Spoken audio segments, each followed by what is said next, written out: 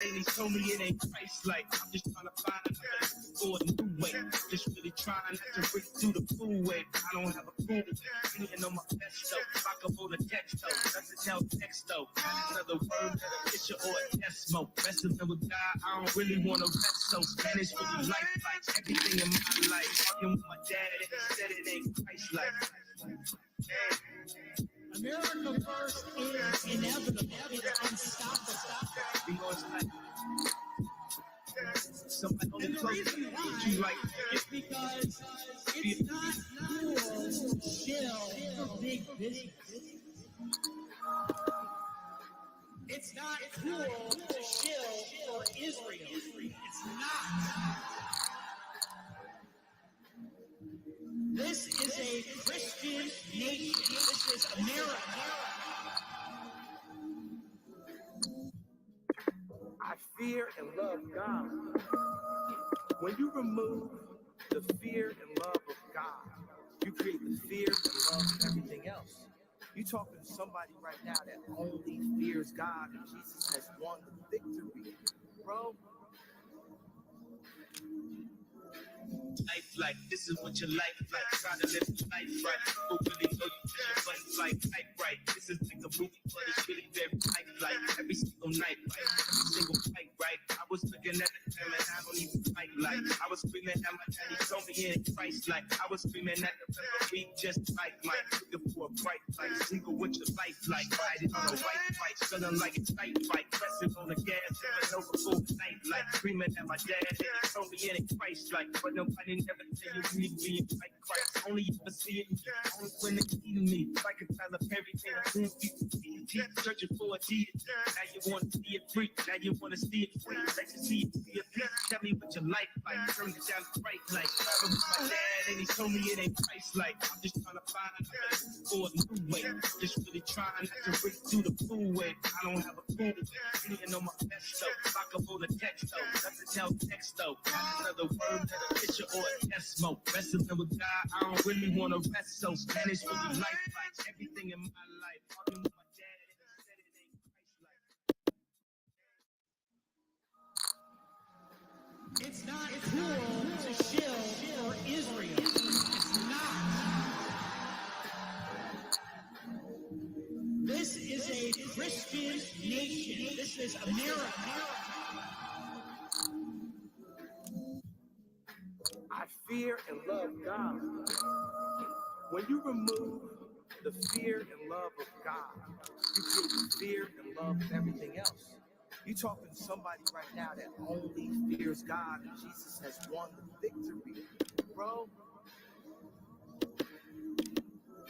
Life like this is what your life like. Try to live your life right. People really know you push your buttons like type right. This is like a movie, but it's really very life like every single night, right? Every single fight, right? I was looking at the film and I don't even fight like. I was screaming at my daddy, told me in Christ like. I was screaming at the referee just like Mike. Looking for a bright light, single with your life like. Riding on a white fight, feeling like it's night fight. Pressing on the gas, feeling over full night like. Screaming at my dad and he told me in Christ like. But nobody never tell you we being like Christ. Only you can see it, only when they eating me. Like a Tyler Perry, they don't see it. Searching for a deity. Now you want to see it free. Now you want to see it free. Let you see it, see it. Tell me what your life like. Turn it down the right like. Driving with my dad and he told me it ain't Christ like. I'm just trying to find another for a new way. Just really trying not to break through the fool way. I don't have a clue. Singing on my best though. Rockable the text though. Doesn't tell text though. Another word, another picture or a decimal. Wrestling with God, I don't really want to rest so. Spanish for the life like everything in my life. Talking with my dad and he said it ain't Christ like. America first is inevitable. It's unstoppable. Because like somebody only And the close reason to why you like is because it's not cool to chill for big business.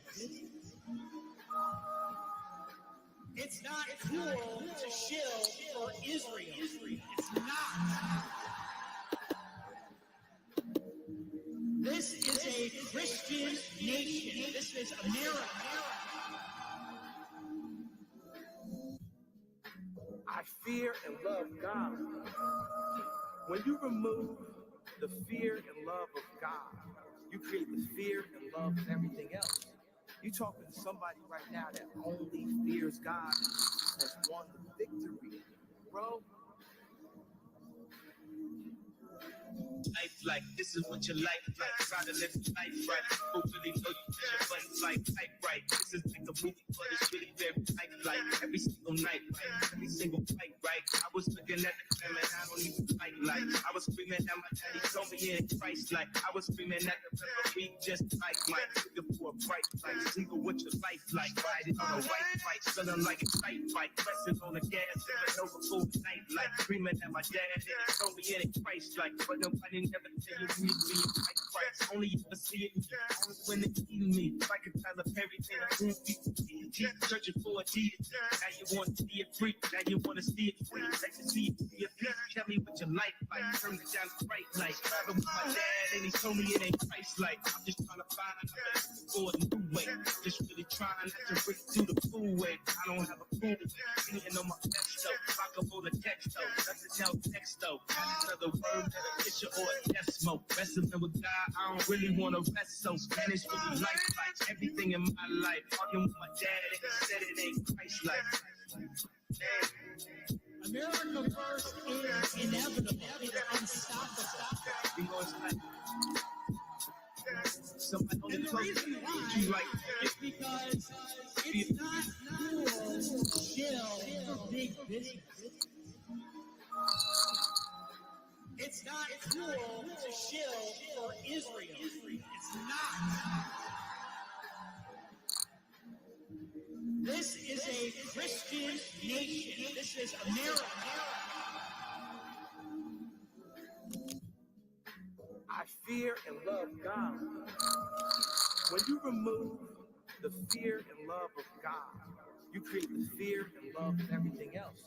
You're talking to somebody right now that only fears God and Jesus has won the victory, bro. Life like this is what your life like. Try to live your life right. People really know you put your life like type right. This is like a movie, but it's really very tight. Like every single night, right? Every single fight, right? I was looking at the film and I don't even fight like. I was screaming at my daddy, told me in Christ like. I was screaming at the referee just like Mike. Looking for a bright light. Single with your life like. Riding on a white fight, feeling like a tight fight. Pressing on the gas, sipping over full night like. Screaming at my dad and he told me in Christ like. But nobody never tell you me like Christ. Only you can see it. Only when they see me. Like a Tyler Perry thing. Searching for a deity. Now you want to see it free. Now you want to see it free. Like to see it free. Tell me what your life like. Turn it down the bright light. Driving with my dad and he told me it ain't Christ like. I'm just trying to find a place for a new way. Just really trying not to break through the cool way. I don't have a cool. Singing on my best though. Rockable the text though. Nothing else text though. Another word that a picture or a death smoke. Wrestling with God, I don't really want to wrestle. Spanish for the life like everything in my life. Arguing with my dad and he said it ain't Christ like. It's not cool to chill for Israel. It's not. This is a Christian nation. This is America. I fear and love God. When you remove the fear and love of God, you create the fear and love of everything else. You're talking to somebody right now that only fears God and Jesus has won the victory, bro. Life like this is what your life like. Try to live your life right. People really know you put your life like type right. This is like a movie, but it's really very tight. Like every single night, right? Every single fight, right? I was looking at the film and I don't even fight like. I was screaming at my daddy, told me in Christ like. I was screaming at the referee just like Mike. Looking for a bright light. Single with your life like. Riding on a white fight, feeling like a tight fight. Pressing on the gas, sipping over full night like. Screaming at my dad and he told me in Christ like. But nobody never tell you me like Christ. Only you can see it. Only when they see me. Like a Tyler Perry thing. deep, searching for a deity. Now you want to see it free, now you want to see it free. Let me see it, see it, please. Tell me what your life like. Turn it down the bright light. Driving with my dad, and he told me it ain't Christ-like. I'm just trying to find a place for a new way. Just really trying not to break through the fool wave. I don't have a clue. Beating on my best though. I can roll a text though. Nothing else text though. Another word, another picture or a decimal. Wrestling with God, I don't really want to rest. So Spanish really life like everything in my life. Arguing with my dad, and he said it ain't Christ-like. America first is inevitable. It's unstoppable. You know, it's like somebody only And the told reason you why like is because it's not cool to shill for big business. It's not cool to shill for Israel. It's not. This is a Christian nation. This is America. I fear and love God. When you remove the fear and love of God, you create the fear and love of everything else.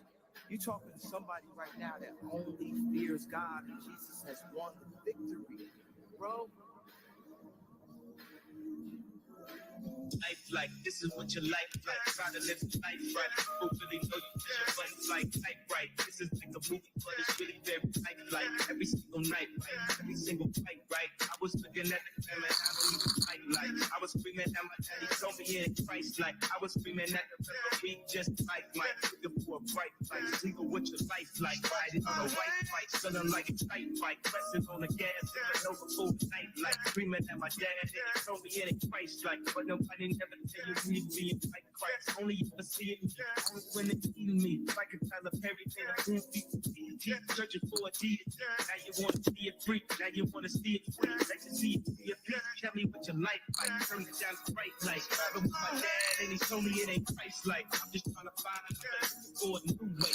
Just really trying not to break through the fool wave. I don't have a clue. Beating on my best though. I can roll a text though. Nothing else text though. Another word, another picture or a decimal. Wrestling with God, I don't really want to rest. So Spanish really life like everything in my life. Arguing with my dad, and he said it ain't Christ-like. America first is inevitable. It's unstoppable. You know, it's like somebody only And the told reason you why like is because it's not cool to shill for big business. It's not cool to Americanism, not globalism, will be our credo. It's going to be only America first. America first. The American people will come first once again.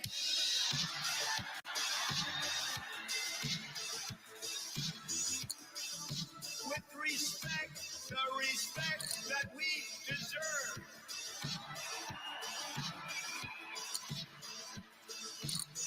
From this day forward, it's going to be only America first. America first.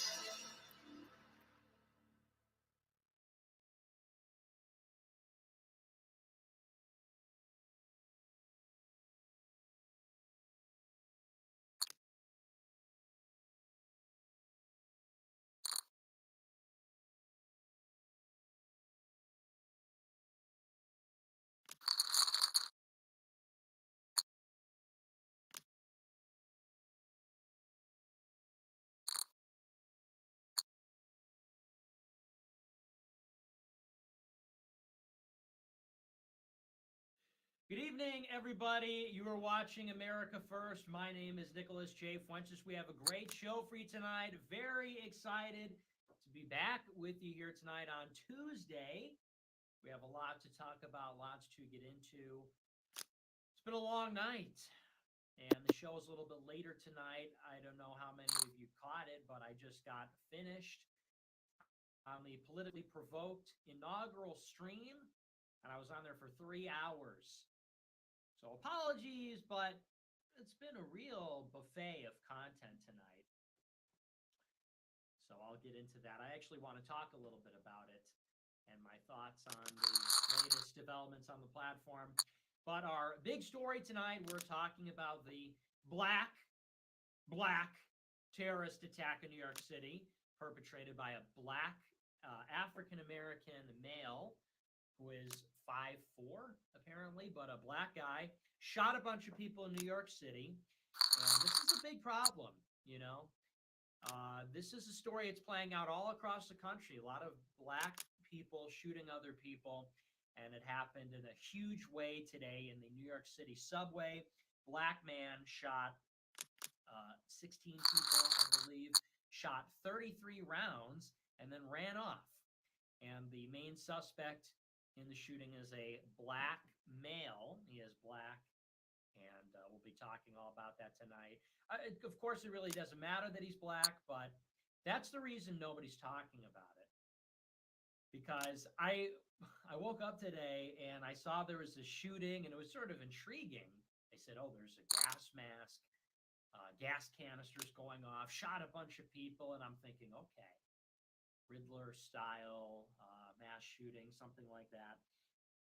And everybody was very curious. And this came off the heels of the Biden press conference yesterday about ghost guns.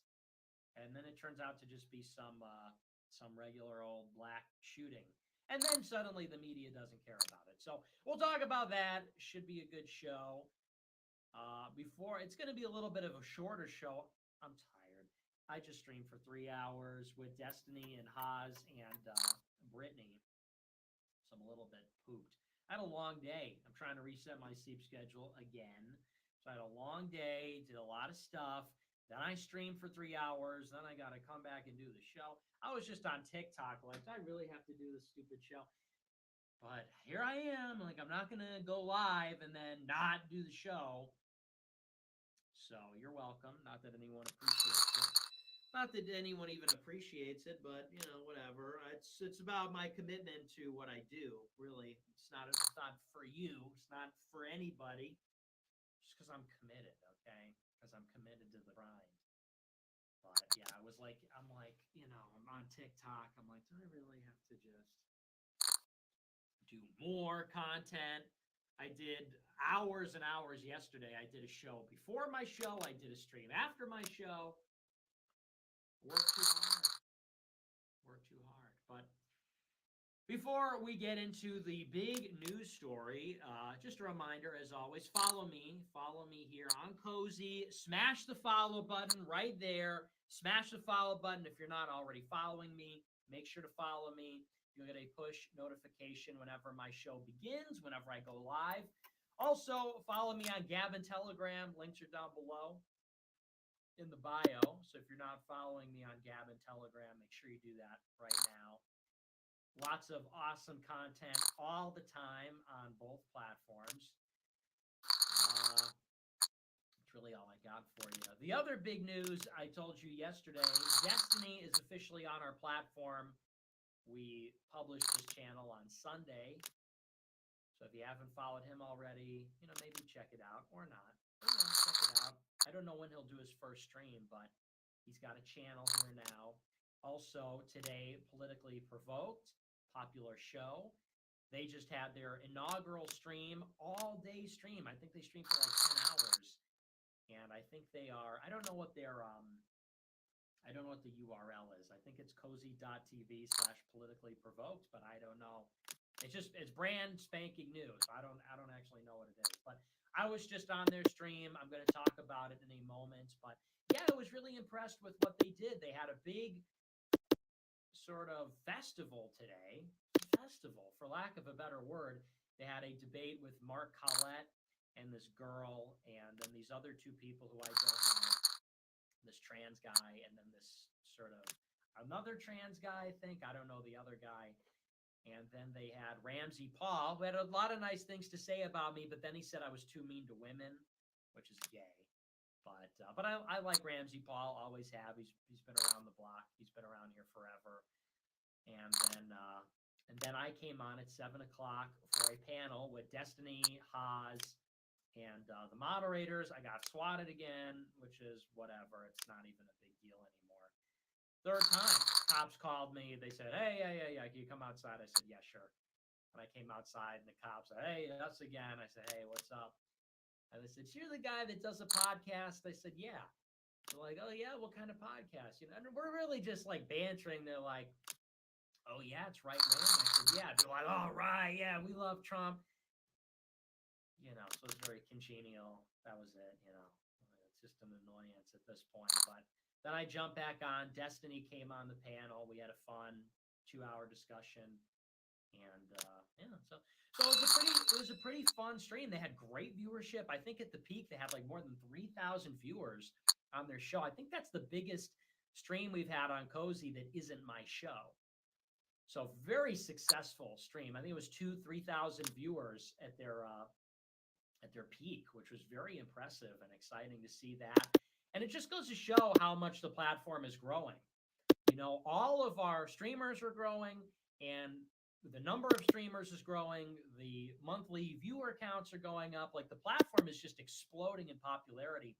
And these two additions are really, we've had a few huge additions. I think Alt Hype coming on the platform was a really big deal. He had really good viewership on his first stream. Destiny and Politically Provoked coming on, total game changer, very exciting. And if today's stream was any indication, I think there's a real future here for this platform. Really, I don't, there's nothing else like this. There just isn't anything else like this in the world right now, period. Yeah, I mean, you've got Rumble, you've got BitChute, you've got Odyssey, but this is just the best thing going on right now. And I don't think anyone can argue with that. Even the left-wing people like it. Even the left-wing people are saying it's a great platform, and they like that Destiny is on here. And I was reading the Destiny subreddit, and it was a little controversial that he came on the platform in their community.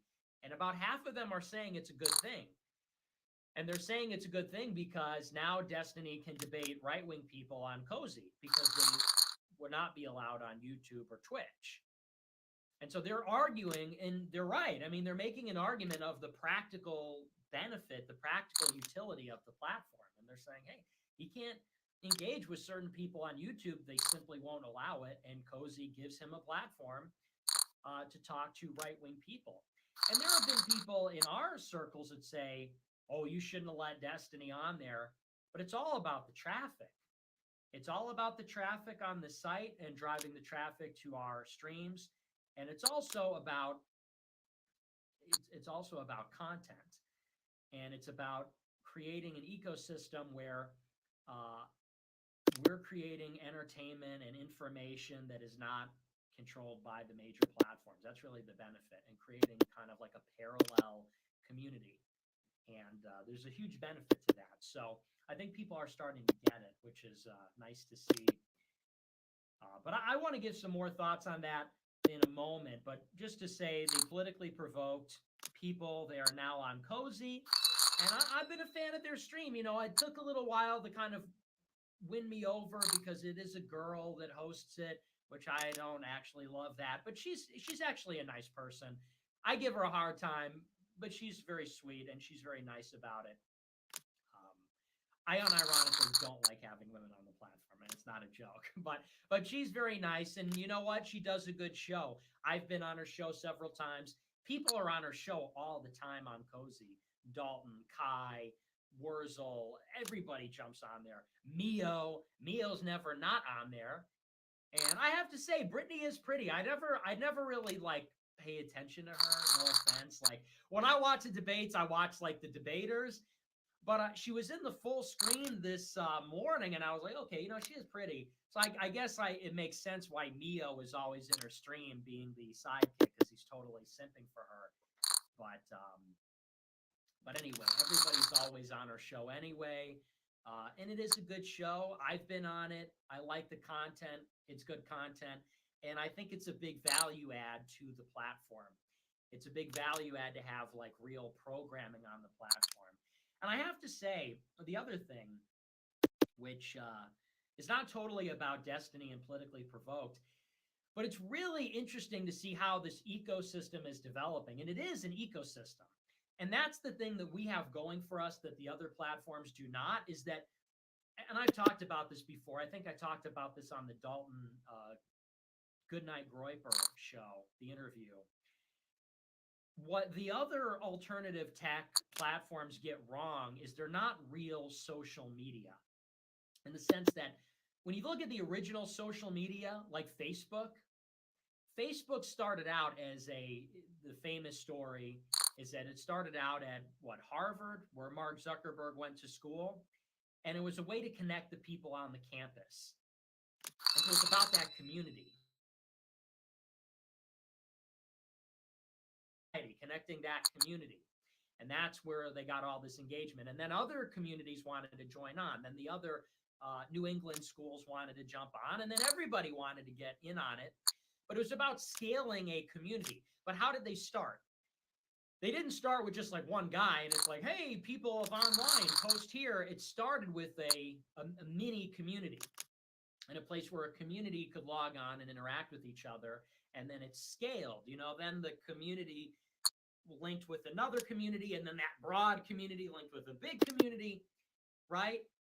And so that's the social aspect of it, which is why it has exponential growth. That's how you attract a user base.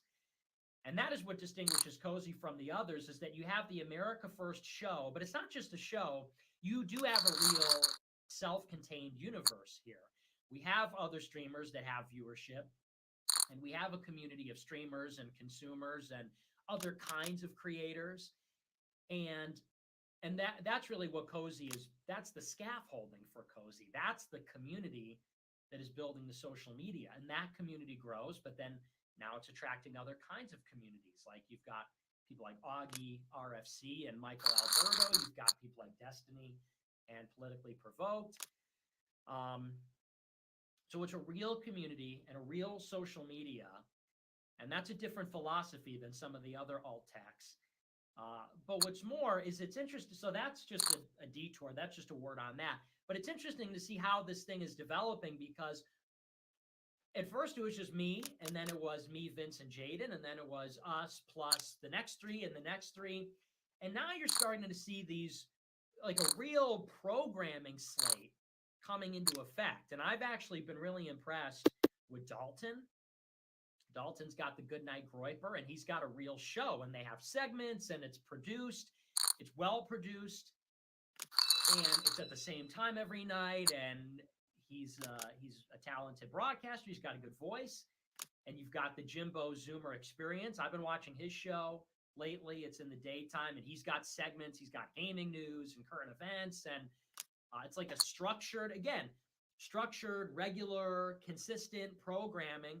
And now to bring the Politically Provoked, it's like you have real assets now on the platform, where you turn on the street, you come on the platform, and you're seeing regular streams with regular segments, and it's well produced. Again, talented people, guests, all that good stuff. And the point is to say we're really producing something really valuable here. It's really evolving and developing. It's coming into its own. This is exactly the kind of thing that you want to see. It feels like how the internet used to feel, because all it is a platform. It's a platform for people to come on and then create. And, it's not just my political show, but people are coming on and they're doing all kinds of things. And they're bringing on people that I don't even know. Politically Provoked, they're bringing on people I've never heard of. And I'm discovering new people, and I'm watching debates, and we've got the America First Minecraft server, and UX is streaming that. And, there's this tangible, palpable feeling of like a scene being created, and like this whole new, like a new wave of internet right wing, maybe even like internet political, that's being created, like political, and in some sense, just like streaming content that's being created here. It's a special thing, and I think everybody feels that. It's kind of hard to articulate exactly, but I think everybody kind of is picking up what I'm putting down here. So I've been just loving to see. I watch Cozy all the time. I stream on the site. The site was my idea, but I'm like a fan of it. I'm creating it, but I'm also like a godfather of it, the architect of it, but also I'm like a fan and an enjoyer of it.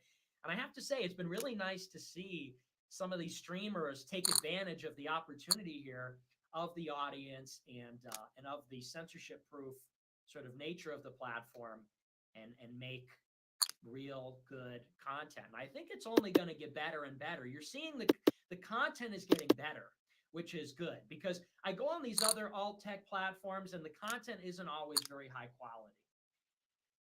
You know, and there's a fine line between like a guy that got banned because like his content is shit and like a guy who got banned because like, he's just a free thinker, you know, like me.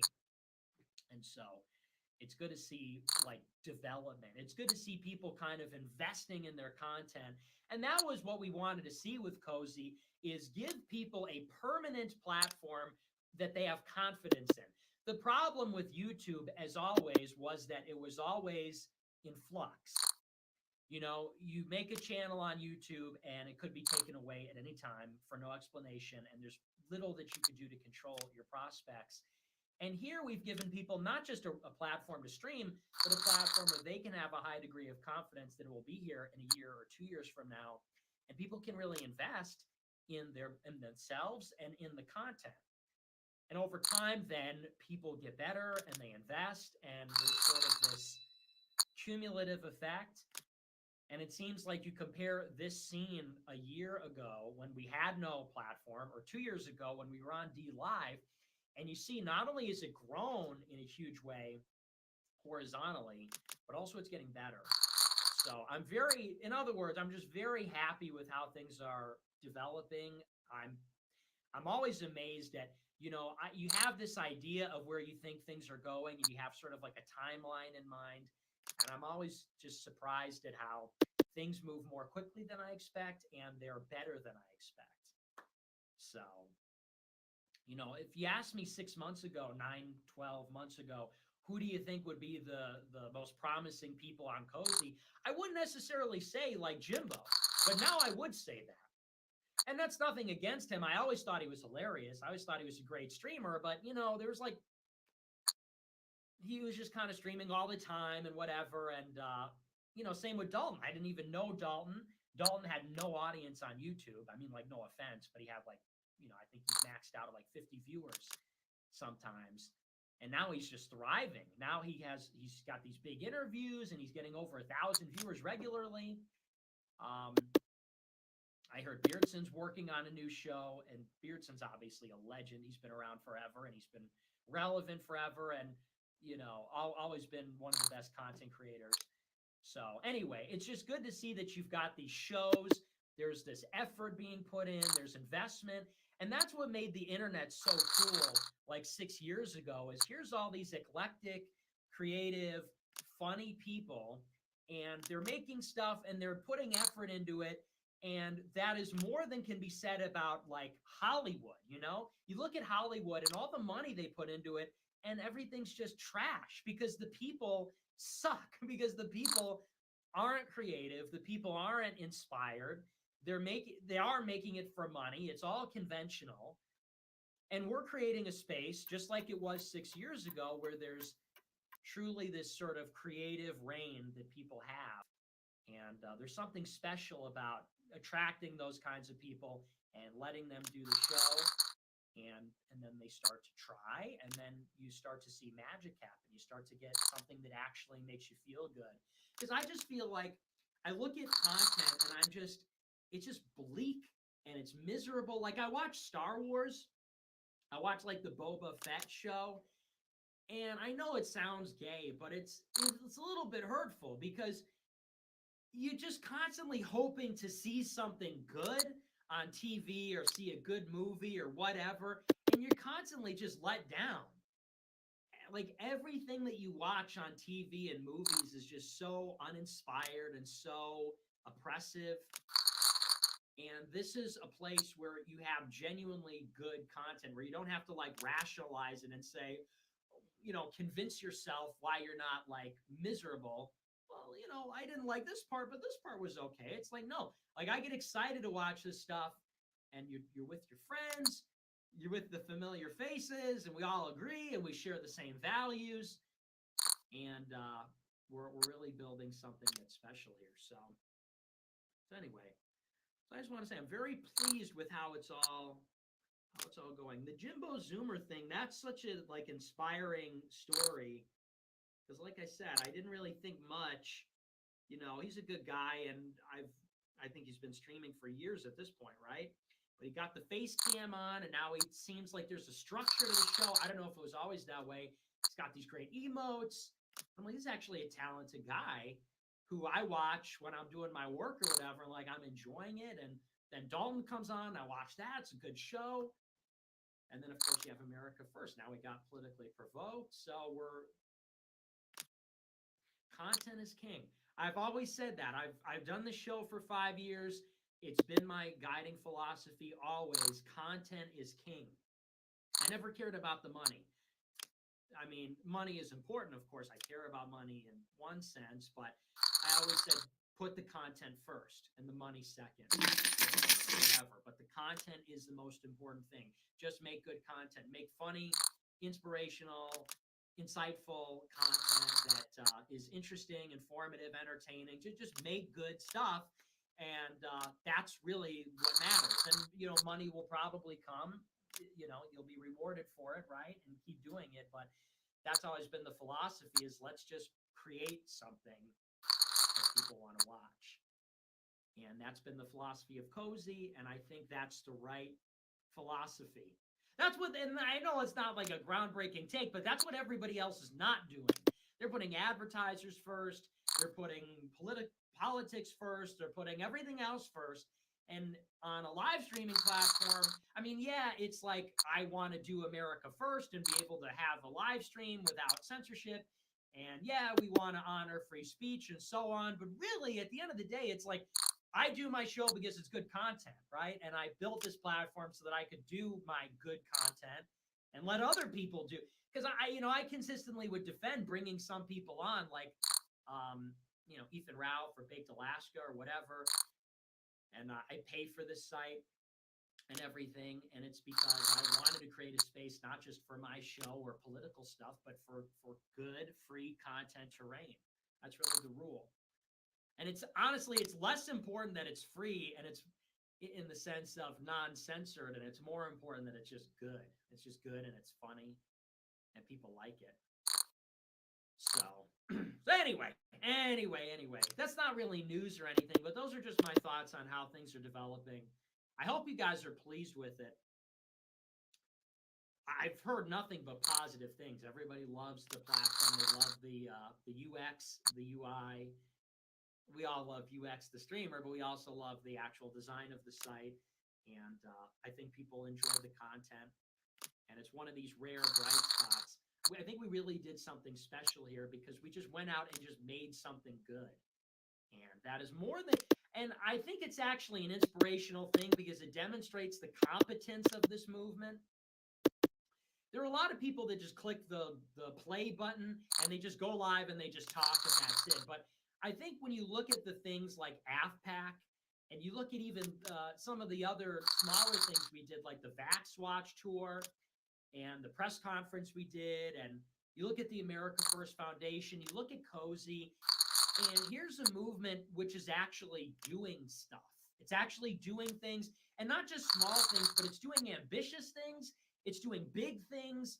It is demonstrated the ability to have long-term goals and work towards them, as well as operate on the highest level. Like, this is not just a platform where I could do my show. This is one of the biggest alt-tech platforms in America. This is bigger than Truth Social, which is run by Devin Nunes and funded by Donald Trump. This is bigger than Getter, which is funded by a billionaire and run by Steve Bannon. This platform is one of the biggest alt-tech sites in America. And we're in beta, right? And we've been developing this for 2 years. So it's like such a white pill that you can watch the show and people say, oh, Nick's a grifter or whatever. And I think that most streamers are something like grifters. Yeah, they're entertaining and they're informative, but in some sense, when they talk about politics, it's a LARP, They're going to sit there and take donations and do their show. But with this, we're demonstrating not just the willingness, but the ability to go out there and actually do ambitious, serious things and with a great degree of success. You can't really point to a lot of failures. We said we were going to do AFPAC, and in 2 years, we grew it from 100 people to 1,200 people. And we went from never having done an event before to successfully doing an event in a major hotel in Orlando, Florida, which is a resort town. That's like not fucking around place. And do it with 1,200 people, with Congress people, with high production value, and really no errors, really no issues. And then the same thing with this, having gone from no website, being on the RSBN YouTube channel, to running a competitor platform to True Social with no budget. Like, and that's where you say, okay, there's a lot of commentary out there. Okay, there are a lot of political options out there. But there's something clearly different about us. There's something clearly, at this point, if you didn't get it already, if you don't watch my show and go, wow, this guy's special, you can just look at what we've done and say, okay, there's definitely something different going on with these guys. There's definitely something promising and interesting and unique that no one else is doing, and frankly, which no one else can do. I think you look at any other contemporary and say no one else could do AFPAC 3. No one else could do Cozy TV. No one else could do these things. And if we could do those things at this stage in the game, imagine what we're going to be at in 5 years with funding, with more money, with, accumulating things over time. Then it doesn't seem so crazy, the idea that we literally will take over the country eventually. So anyway, feeling white-pilled. Nick Fuentes is feeling white-pilled about the Cozy platform. Basically, I'm gloating and basically taking a victory lap. I look at Destiny and Politically Provoked coming on the platform and see that as a huge symbolic and practical victory. And I'm basically just doing a little victory lap and saying, wow, look at how awesome we are. Look at how far we've come. Yeah, we win. And, you eat shit. Basically, we win, okay? America First wins. We're the movement that is winning and is doing things and is extremely competent and successful. And you're the people that suck and lose all the time. That's what I'm saying. So, anyway, very white-pilling, but I want to move on. I want to talk a little bit about the stream, and then I'll get into the New York terror attack. So I just did a big stream with Destiny and Haas and Brittany. Very good stream. We went live, or I should say I joined them for about 3 hours. They were live for a long time before that. And it was very interesting. I talked to Haas for about an hour. And if you don't know him, I guess he's this left-wing streamer. He's a communist. But very interesting. And I actually didn't know how much we agreed. The only thing that I knew about this guy is that he also debated Destiny about Russia and Ukraine, and he's in favor of Russia. And I watched the debate, and, it was okay. It got a little ugly in the middle. But I supported him because he was pro-Russia, and I was like, oh, that's interesting, a left-wing person that's not guzzling State Department propaganda. But I went live with him a couple hours ago, and I was sort of interviewing him, discussing with him, and it turns out we actually agreed on a lot, and even on nuanced things that I've never heard from a leftist before, things that I've only heard from Bookcat, and things that I've only heard from people that I knew that worked in the White House, and smart people that I know and trust. And he was telling me 1776 is about the founders, and the founders are about breaking free from the UK or the British Empire, and we need to take the founding sort of mythos and use that, and talking about our economic sovereignty and our sovereignty against, he was sounding like a nationalist. I don't know if he was tailoring his message to my audience, but I mean, he was saying basically all the right things, other than he's not a Christian and he is a communist, which are, kind of big things. But there was a lot more overlap than I actually anticipated. And I was really pleasantly surprised hearing some of the things he said. It was actually a really good discussion. And I hope he'll stream on here. I offered it to him at the end. We've never talked before until tonight.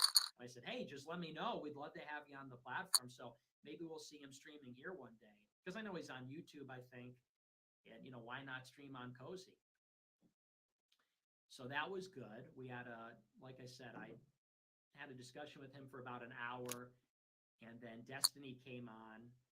And then it got a little bit more interesting. We were talking with Destiny, and Haas said, where do you think Destiny's going to go? Because Haas and Destiny hate each other. They have this big rivalry. And Haas says that Destiny is like an edgy leftist. He's pretending to be edgy. He's pretending to be sort of a dissident, or, what's the word, I guess you could say? Edgy. Edgy's the right word for it. But at the end of the day, he toes the line. He supports the deep state agenda. He supports the agenda of capital and the power in the world. And so he said, where do you think Destiny's going to wind up? Do you think he's going to go all the way and be like us, or is he going to be just like a edgy leftist? And it's an interesting question. I think a lot of people are asking that. Is Destiny going to be right-wing? Because clearly he does break with the left sometimes, but also he's sort of reliably like a liberal.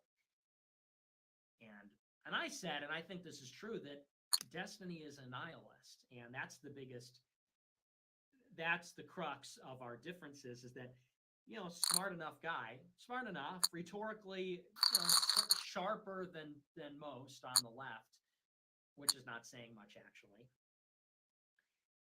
But at the end of the day, the guy is a materialist, and he doesn't believe in the soul, and he doesn't believe in God, and he doesn't believe in objective meaning in the world. And there's not even he is a confirmed, confident, like he is a nihilist. I don't know if he would embrace that, but that is what he is. And that's how I perceive it. And I think that's really the crux of it. He does, And it was sort of interesting because me and Haas is a communist who is not religious. And I am a hardcore nationalist, Catholic, and we are totally in sync. And Destiny couldn't be further from us. And it's not even so much maybe necessarily that he's not like Christian per se, but it's this real difference about, I don't even know what you would call it. If it's philosophical, is it temperamental? But I'm trying to interrogate Destiny and get to, like, what does this guy really believe? I'm saying, like, do you believe we have a soul? And he goes, no, I don't believe we have a soul. Well, do you believe there's immaterial? Do you believe that there are such a thing as the supernatural, things that are not made up of matter? Do you believe in God? What do you think happens when we die? These kinds of questions. And he just takes this very evasive, it's like reduces the conversation to the level of, he says, well, I don't know. I mean, I just don't think that's very productive. I choose to have conversations about things that are like important, like healthcare. And it's like, okay, well, can you play along for a second? Isn't it important? He goes, no, I don't think it's that important. I mean, that's not a healthy thing to think about. He goes, it's not healthy to think about death too much. And he goes, and I think I empathize with religious people and blah, blah, blah. And religious people say this, and atheist people say this. And it's like, well, we're not talking about what some people say, and we're talking about the big questions. And there's like this aversion to even talking about these things. There's like this aversion and this dodging of even talking about meaning and even talking about anything, in my opinion, that actually matters, as opposed to the mundane, as opposed to the, these trivial things. And I think that's really the big difference. And I don't know exactly what you would call that. I would say that's the difference between being a real human being and being one of these like puppets. It's not even that he's a liberal. He could believe whatever he wants, but he's got this attitude, this like therapeutic liberal mindset of like, take care of yourself. Don't do anything too crazy. Don't fuck your life up, bro. Let's all just like, I don't know, do what makes us happy. And then there's this other mentality, and that's like, to me, the biggest difference, which is like, no, danger, push the limits, pursue pain, die for something. Do something just to cause a disruption. Do something just to cause reaction. Let's just go there. Let's do something extreme and fanatical. And it really is kind of like the horseshoe. There is definitely something to this idea of the horseshoe theory of the centrist in the middle that says, oh, let's not rock the boat. And then these people on the furthest ends that say, let's die for our nation. Let's die for our ideology. Let's die for our race. Let's die for our God. Like that, there's something very real about that. I don't know what you would call that difference, but there's something to, and he was like pushing back on this, but there's something to this idea of the last man, this Reddit, and it is all bound up in this Reddit, this glib, smug, snarky, above it all, condescending. And I think it's fear. I think it's fear of what you'll find. I think there are these people that they deploy all these kinds of things as a defense mechanism. I'm going to make a lame Reddit joke about it. I'm going to make an Undertales joke about it. I'm going to make a glib, snarky, sarcastic comment, false equivalency. I just don't think it's a productive argument. It's just like a not engaging with like humanity, not engaging with the human question, the real question, the HQ. And I don't know what that is. Is that trauma? Is that fear? What exactly is that? I don't know. But that's a very real symptom of our modern predicament. Maybe it's always been that way. I don't know. But you've got these people that just, it's like, hey, aren't you a fucking human being? Don't you have a person behind your eyes? Do you have a internal monologue, or is this all just about gaming and being friends and just all this crap? Isn't there anything more here? Hello? Don't you ever wonder? Don't you ever look up at the sky and wonder? Don't you ever ask questions? And these people are like, nope. I'm more interested in what I'm gonna jerk off to later and what kind of pot I'm smoking this morning. Like, really, nigga? Why don't you just fucking die then? Why don't you just get in a car accident and fucking die if you think there's nothing to any of this? I would, if all there was to life was like Comic-Con and conventions and novelty and experiences, I would literally kill myself. Because you know what's going to happen in my lifetime? Like, my parents are going to die. If you live a normal lifespan, here's a little menu of what your Reddit life is going to be like. Your parents are going to die. If you live the normal life expectancy, that is something you will experience. And no matter how old you are, that's pretty devastating. You're going to peak mentally and physically, and then it will be all downhill from that point on. At some point in your life, you're going to see like half or most of your friends die. You're going to see your home destroyed. You're going to see things that you loved changed, perverted, destroyed, killed. What I'm trying to say is that there's a lot more pain and suffering and misery in life than all of the nostalgia, all of these other kind of surrogate feelings can compensate for. You could take a vacation to an exotic place. That is not going to compensate for your parents dying.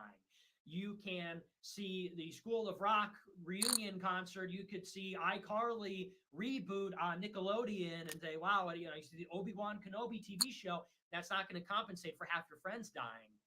That's not going to compensate for the horror that goes on every day in the world. And you don't have to go far. Take a glimpse into the household of a drug addict or a hoarder or a teenager who commits suicide, or all of these horrors that are just outside your peripheral vision at all times. And all of the Disney World, all of the facade, the bright lights, the stimulation will not compensate for that. And when people tell themselves their life is about like, hey, I just want to be healthy, bro. I just want to be like a well-adjusted and be like, have a comfortable life. You can't have a comfortable life because the world is not comfortable. The world is horrible. It's a sick place. And, tell that to the people in Ukraine that are getting their fucking houses blown up today because of some geopolitical conflict from 30 years ago. and so on and so on. So there's only so many places, and there's only so much you can do to insulate yourself from the reality of our existence here. There's only so far you can go. There's only so long you can do that. But ultimately, it's denial. Not to get so philosophical here, but that's really, and these like, well, can you prove God exists? It's like we're not even having that conversation right now. That's not even the conversation. Okay, that is just not even the conversation. We'll get there. I mean, don't get me wrong. We'll get there. But the conversation starts with at the minimum, it's an inquiry. Is there more? What are these? Are these questions worth asking? And these people say, no, I want to watch Incredibles 4. I want to watch Cars 3. So, yeah, I mean, that's the biggest difference between me and Destiny is I have heart, I have inspiration, okay? I have love for the world, I have love for life, and I have a twinkle in my eye, and this guy is just like, it's just mired in filth. And I know that's a loaded word, but it's just this, like, it's about drugs and jerking off. And it's about, I do a lot of drugs, and I like all this sex stuff, and I like it. It's just like these material indulgences, vices, and altering your state of mind, chasing euphoria, like, geez. And I don't know. I just had I had like an epiphany when I was very young that like happiness is not a goal to pursue. It's passing, it's transient, it's actually just an emotional state. And I'm not saying that makes me smarter. I'm just saying that was my temperament, as I said. Actually, there's something that is meaningful about being miserable too, actually. And it's not a bad thing to be miserable. And if I was miserable my whole life, I wouldn't mind that as long as there was something else. And in other words, there's something more than being comfortable. There's something more than happiness. As long as I was being true, as long as I was able to be free, as long as I was able to be me, and I, couldn't quite articulate what that is, but I said, okay, well, there's more to it than these fleeting states of mind. But that's maybe temperamental. Maybe I'm depressive. Maybe I'm melancholic. I don't know what you would call that, but then you get these people that maybe it's a degree of socialization. Maybe I have a personality disorder, but you have some people that they're so like, well, I just want to be well-adjusted and live like a life that people like to live. I want to live in a dollhouse. I want to be an action figure. I want to be a toy soldier. That's what these people are all about. So, anyway, I don't know where I'm going with that, but that was the conversation, and I'm trying to like let me in, Steven, let me in. I wear my heart on my sleeve, okay? I wear my heart on my sleeve. I'm just putting myself out there, and it's like, let me in. Let's break down those walls, Steven. Let's talk about it. Let's talk about it. But he just keeps pushing back. Reddit joke, talking about drugs, talking about this and that. And I'm like, all right. Oh, so you're straw manning me. Straw manning you, bro. Talking about life and death here. Talking about life and death, and niggas be like, that's an ad hominem. You're straw manning me. Moderator. Anyway. So we'll see. So we're working on him. He's a project. He's my little project, He's I can save him. I can save him, guys. We're gonna bring him back from the brink. If we can evangelize Stephen Bonnell, there's no limit to what can be achieved here. So I'm trying. I'm working on him. I'm chipping away, and not for any other reason, only that I'm interested in these kinds of people. I'm just like, how are you like that? Why are you like that? I'm a real human being. Okay, I've been a real human being since the day I was born. I have blue-green eyes, which means I'm a human being. If you don't have blue-green eyes, you're kind of just like freaking not all there. Sort of like a bird or an ant or a fish. But I was born with big blue eyes, and they became blue-green over time. But I was born with big blue eyes, and soaking up the world.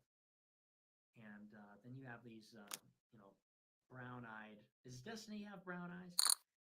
You have these brown-eyed fish brain, dog brain type people that go,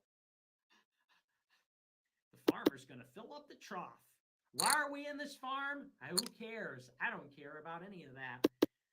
All I know is the dinner bell just rang. Trough's full. I smell garbage to eat. I smell garbage to stick my big snout in. And that's that mentality, Fill up the trough. Don't look up from the trough. I was a big pig eating mud and garbage. These apple cores and banana peels taste delicious. Who cares if we have souls? This is delicious. That's like your pig fucking cattle brain. Okay.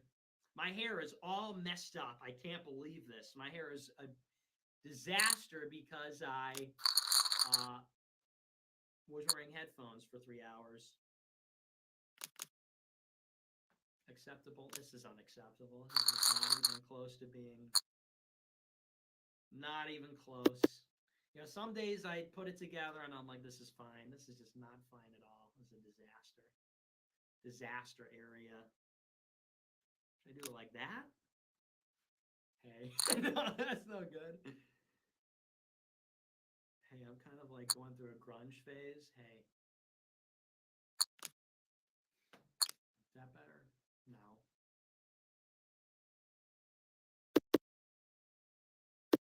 I don't even know how to comb my hair. Someone teach me how to comb my hair. Someone teach me how to do everything. I don't do anything right. Okay.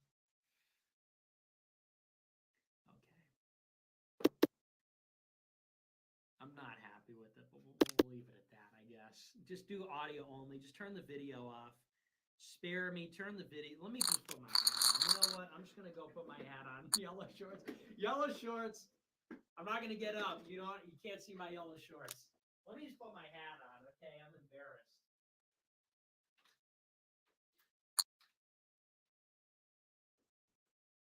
I can't find it.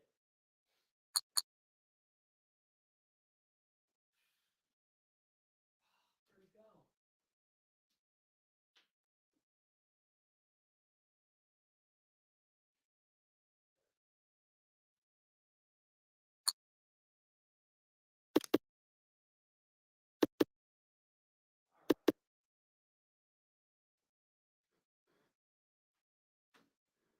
Okay. The hat is engaged. Ran over this charger. Okay. Much better. Much better. All right. Okay. So that's my Destiny rant.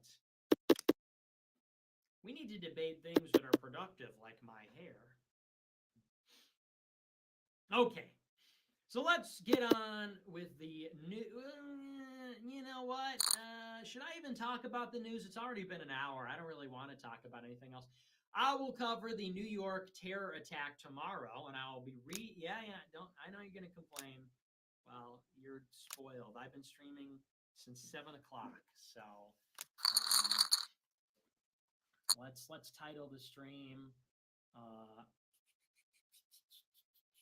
What should we call it? Welcome, Stephen Bonnell.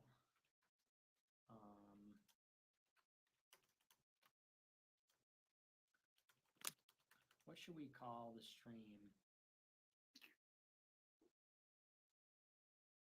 Spiritual warfare. Scrappy hero argues for scrappy hero annihilates. No. Plucky kid with heart. Plucky kid debates nihilist with heart.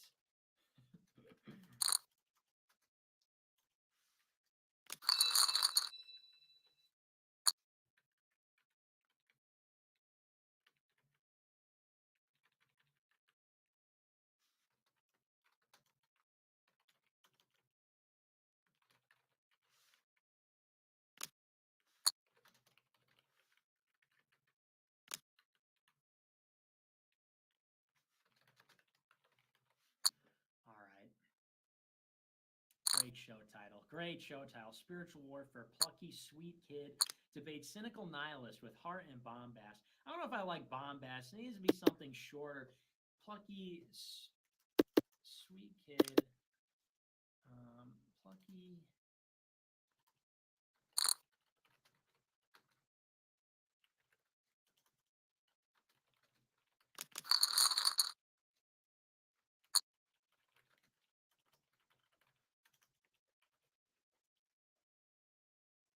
Plucky sweet kid wins the internet with inspiring speech. How about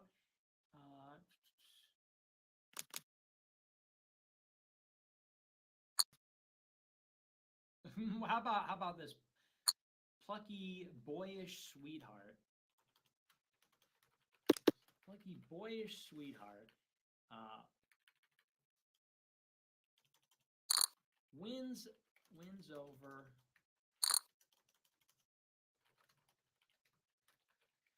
cynical nihilist.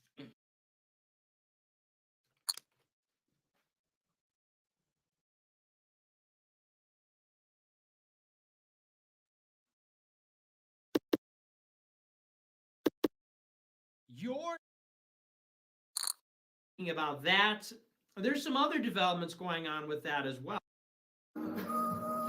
When you remove the fear and love of God, you create the fear and love of everything else.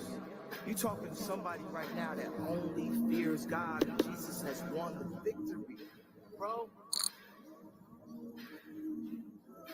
Life like this is what your life like. Try to live life right. Hopefully know you feel your life like type right. This is like a movie, but it's really very life like every single night, right? Every single fight, right? I was looking at the film and I don't even fight like. I was screaming at my daddy, told me in Christ like. I was screaming at the referee just like Mike. Looking for a bright light, single with your life like. Riding on a white fight, feeling like it's tight fight. Pressing on the gas, feeling over full night like. Screaming at my dad and he told me in Americanism, not globalism, will be our credo.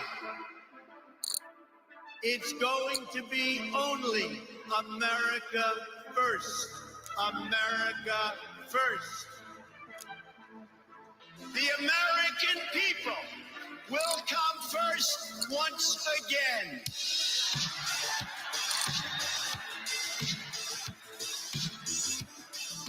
With respect, the respect that we deserve.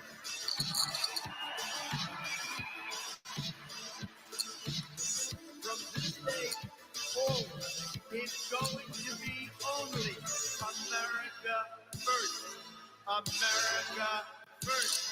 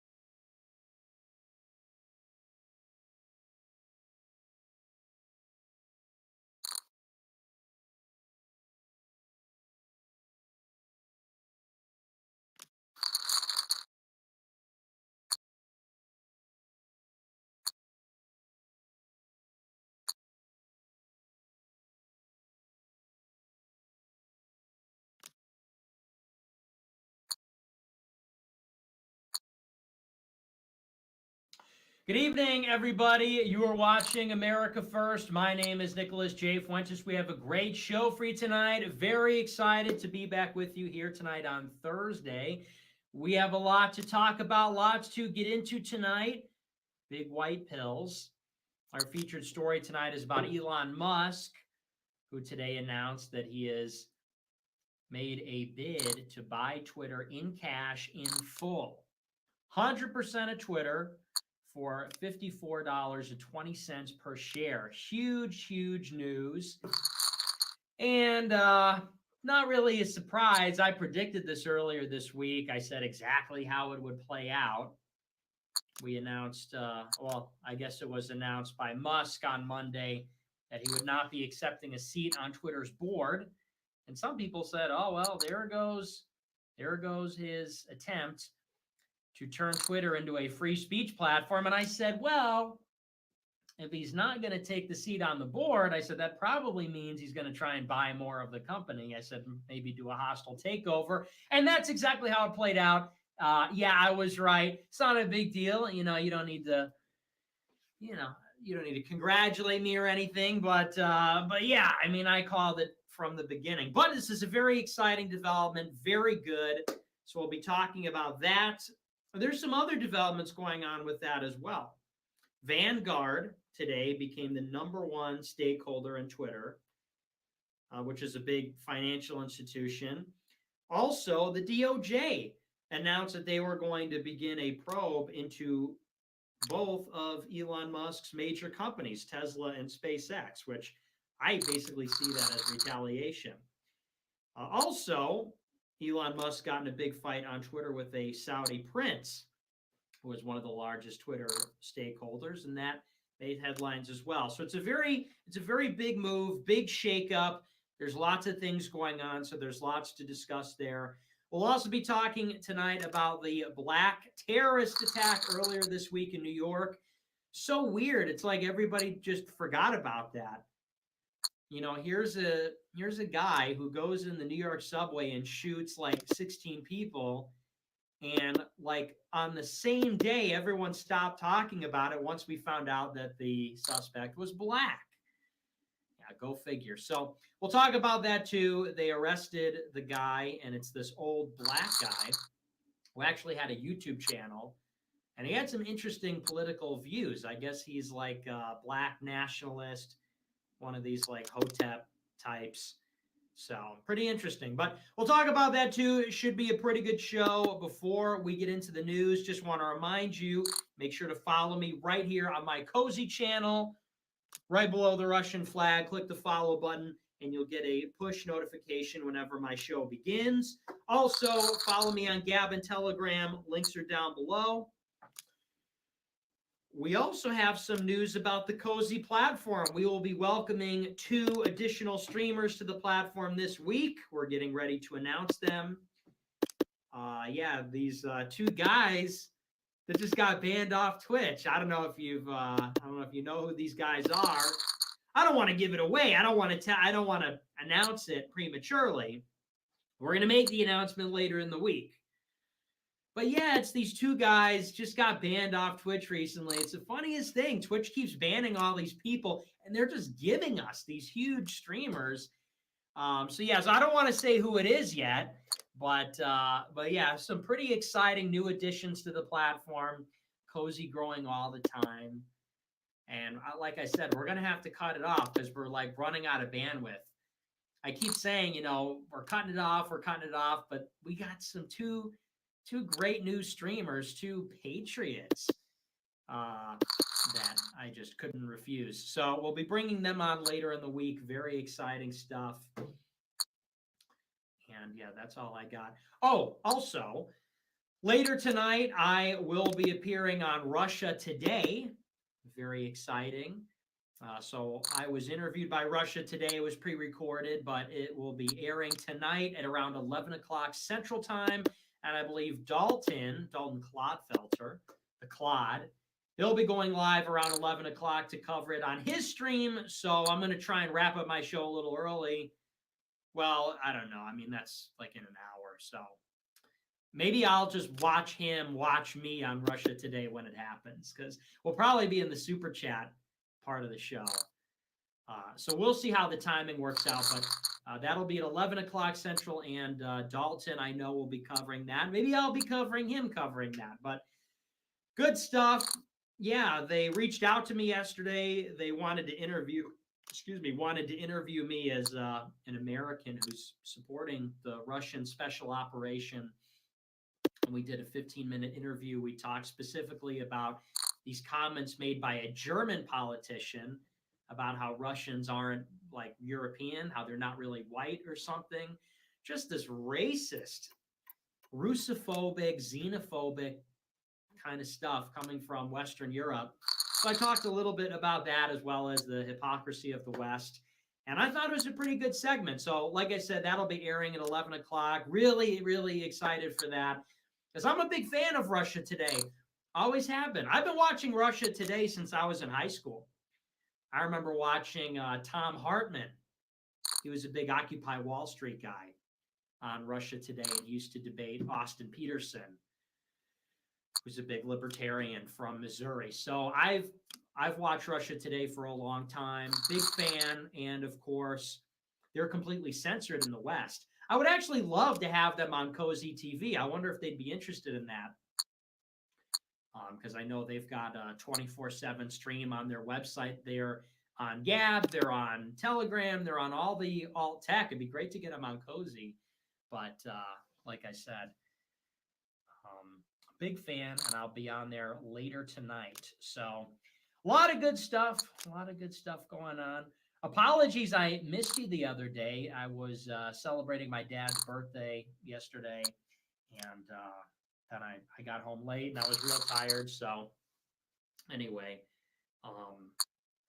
yeah, I should have announced it earlier, but it kind of caught me off guard. Not that I didn't know it was his birthday, but I forgot to put something out on Telegram about it. So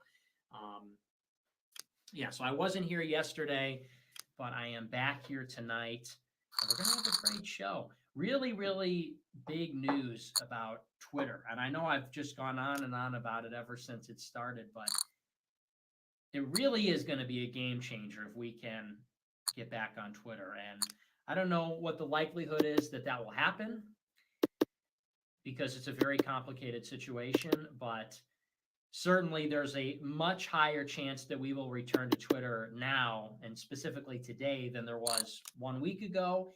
And it's a way higher chance than it was 2 weeks ago, So that is certainly a cause to be optimistic.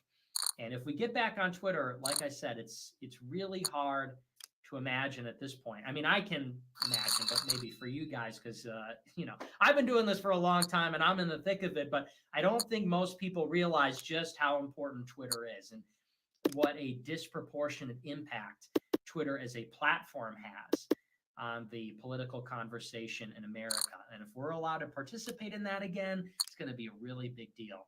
So I don't want to get our hopes up. It's hard not to, but it's a really exciting thing. So, but that'll be our featured story. First, we're going to talk about this black terrorist attack. And again, it's so funny because it's not even really relevant. It feels like it's already old news. And it happened on Tuesday, I think? It happened Tuesday morning, if I'm not mistaken. And it was all over the news that morning. And then literally they found out that the guy who did it was black. And then they just stopped reporting on it just instantly.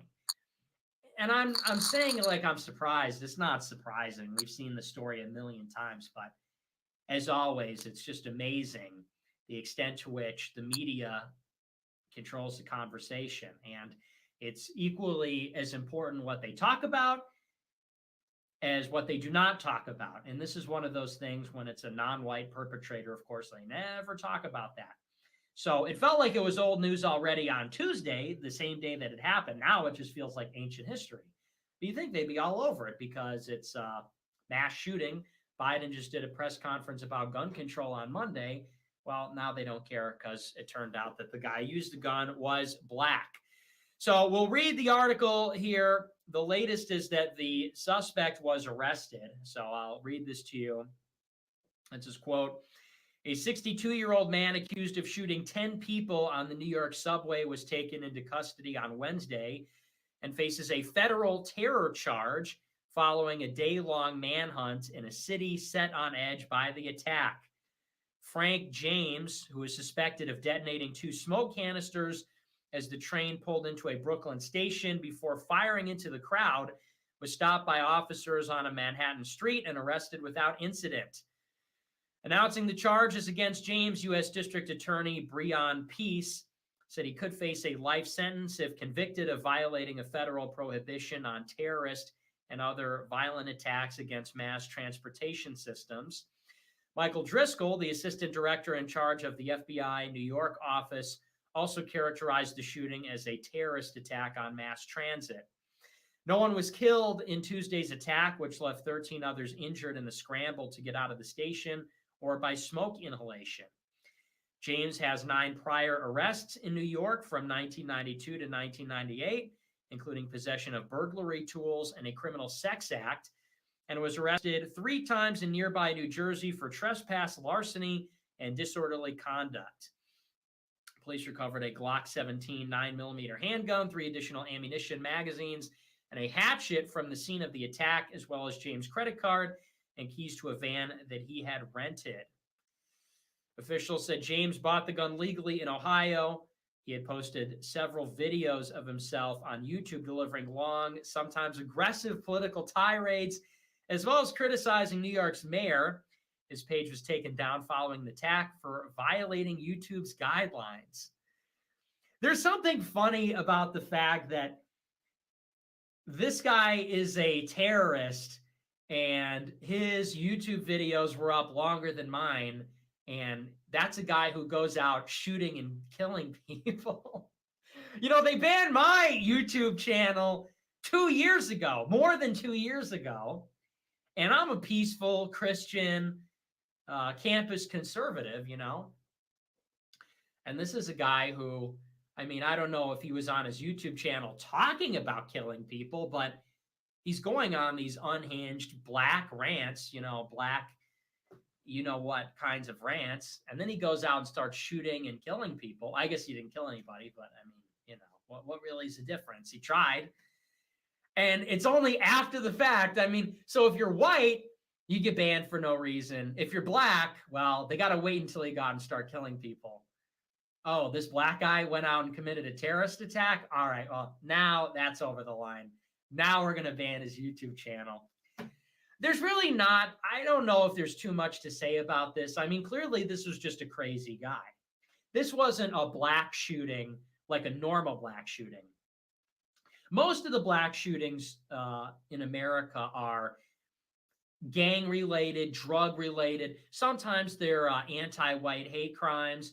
Sometimes black people just commit these random acts of violence, just random predation, random aggression. They're really the only ones that do this, you know, because some people point the finger at Mexicans and Hispanics, and it's true that Hispanics have a higher crime rate than whites, but really blacks are just running away with it. I mean, if violent crime was a competition, I mean, they're running up the scoreboard more than anybody.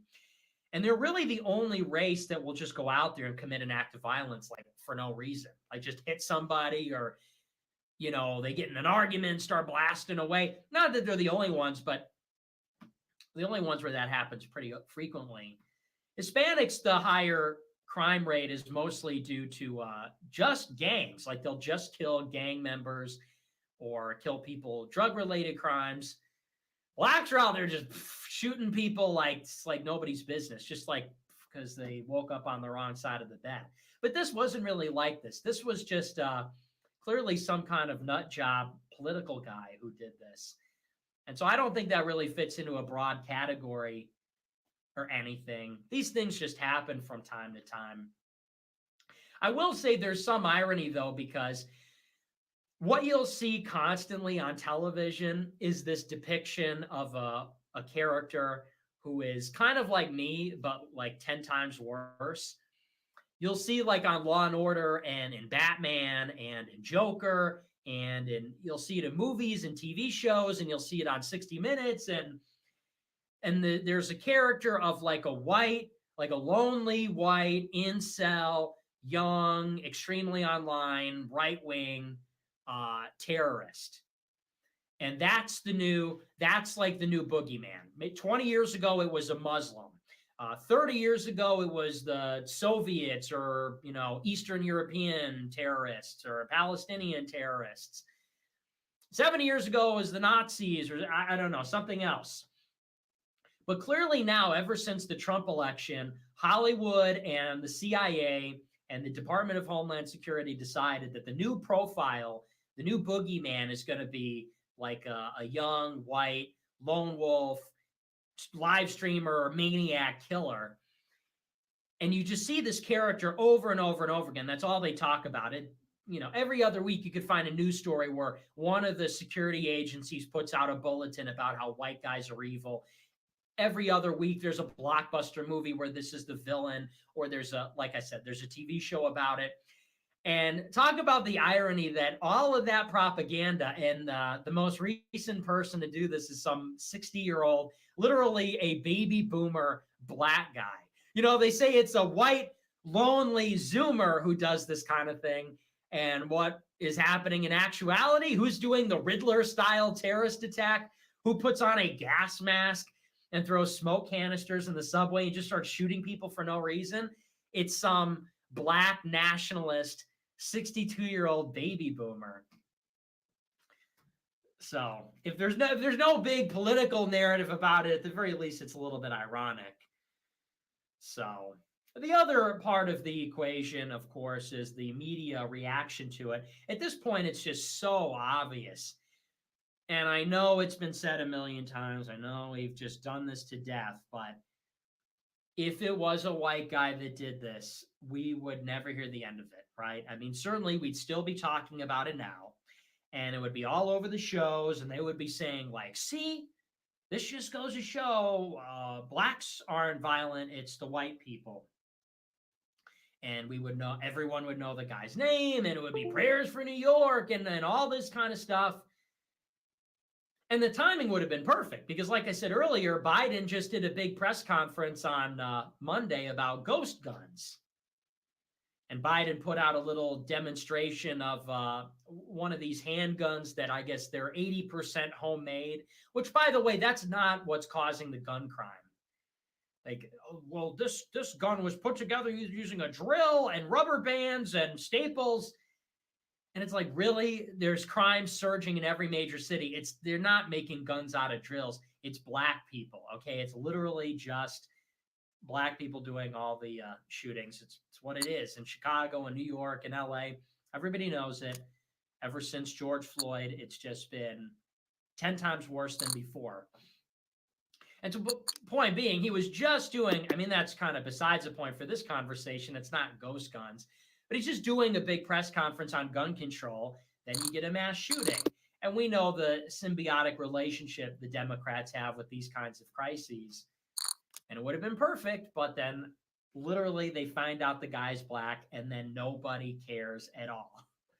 Which is just so, if that doesn't tell you how anti-white the system is, if that's not proof, I just don't understand where the people are coming from that don't understand that. Like, I know Destiny came on the platform and a lot of his followers come on the platform. And there are left-wing people out there who insist that that bias doesn't exist. There are so many left-wing people that will watch TV and they'll see the coverage is just night and day. When it's a white guy that does it, it's wall-to-wall coverage 24 hours a day for weeks. And it's always cumulative. Then they throw back to the last white shooter and they paint this picture like behind every bush, behind every corner is a white incel ready to blow your head off with a gun or like a bomb or something. But I mean, these black people are out there shooting every day and they totally play it down. And then something like this happens.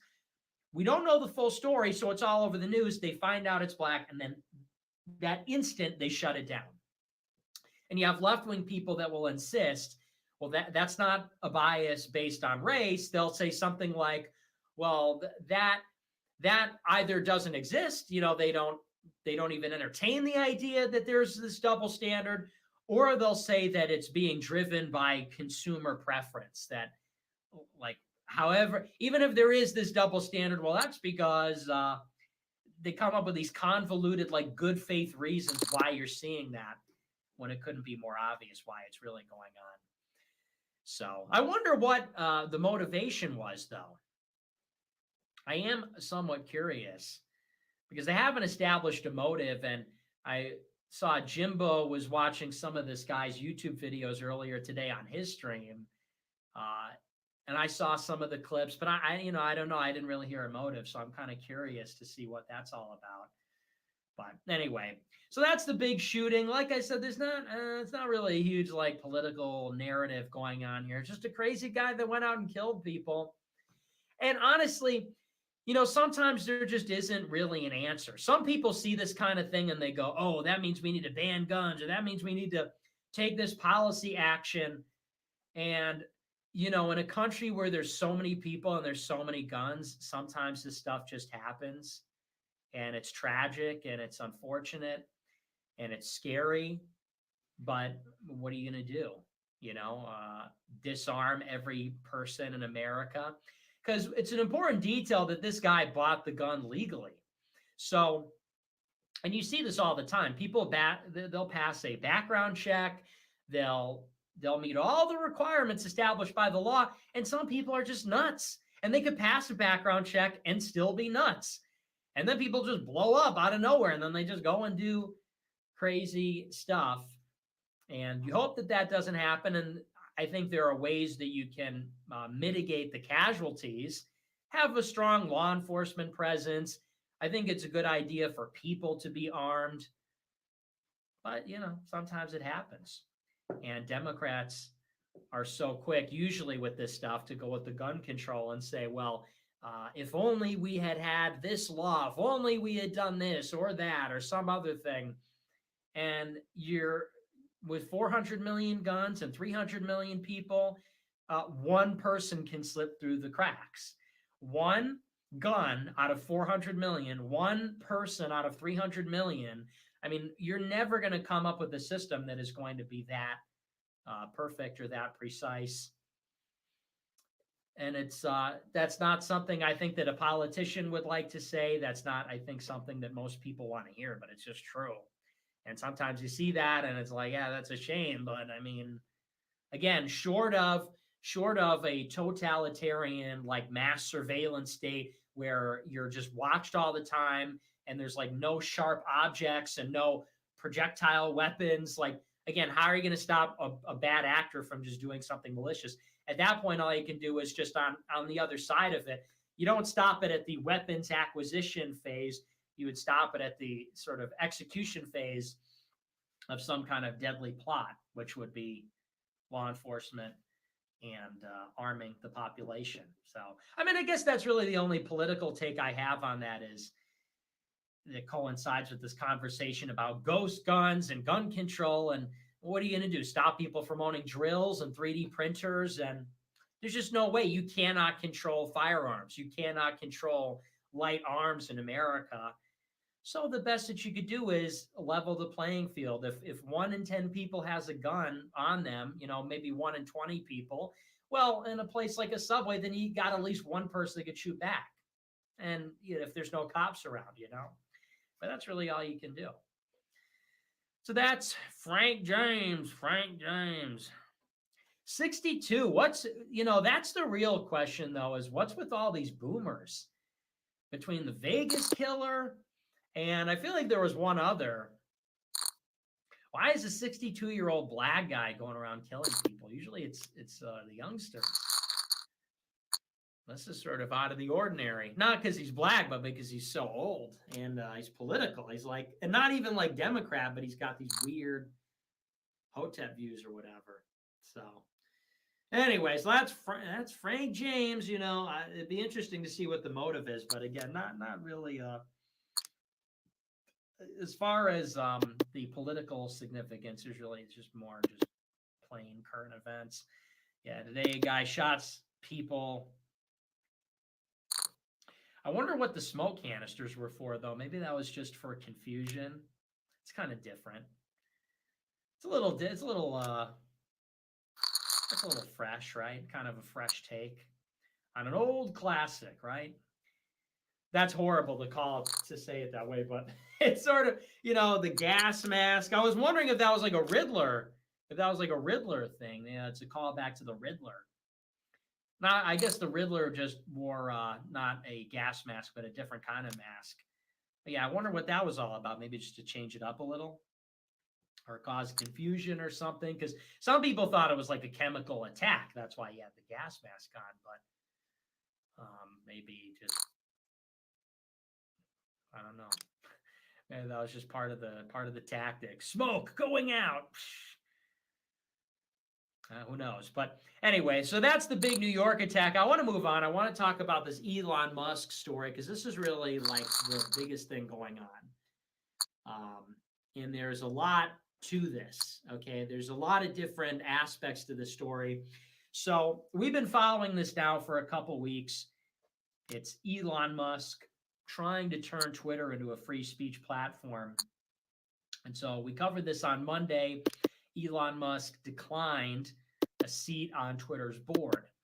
And I said at the time that he did that because if Elon had accepted the seat on Twitter's board, which was offered to him by the CEO, it would have restricted his equity in the company to 14.9%. He would not be able to acquire through any institution or individually. He could not acquire more than 14.9% of Twitter's stock.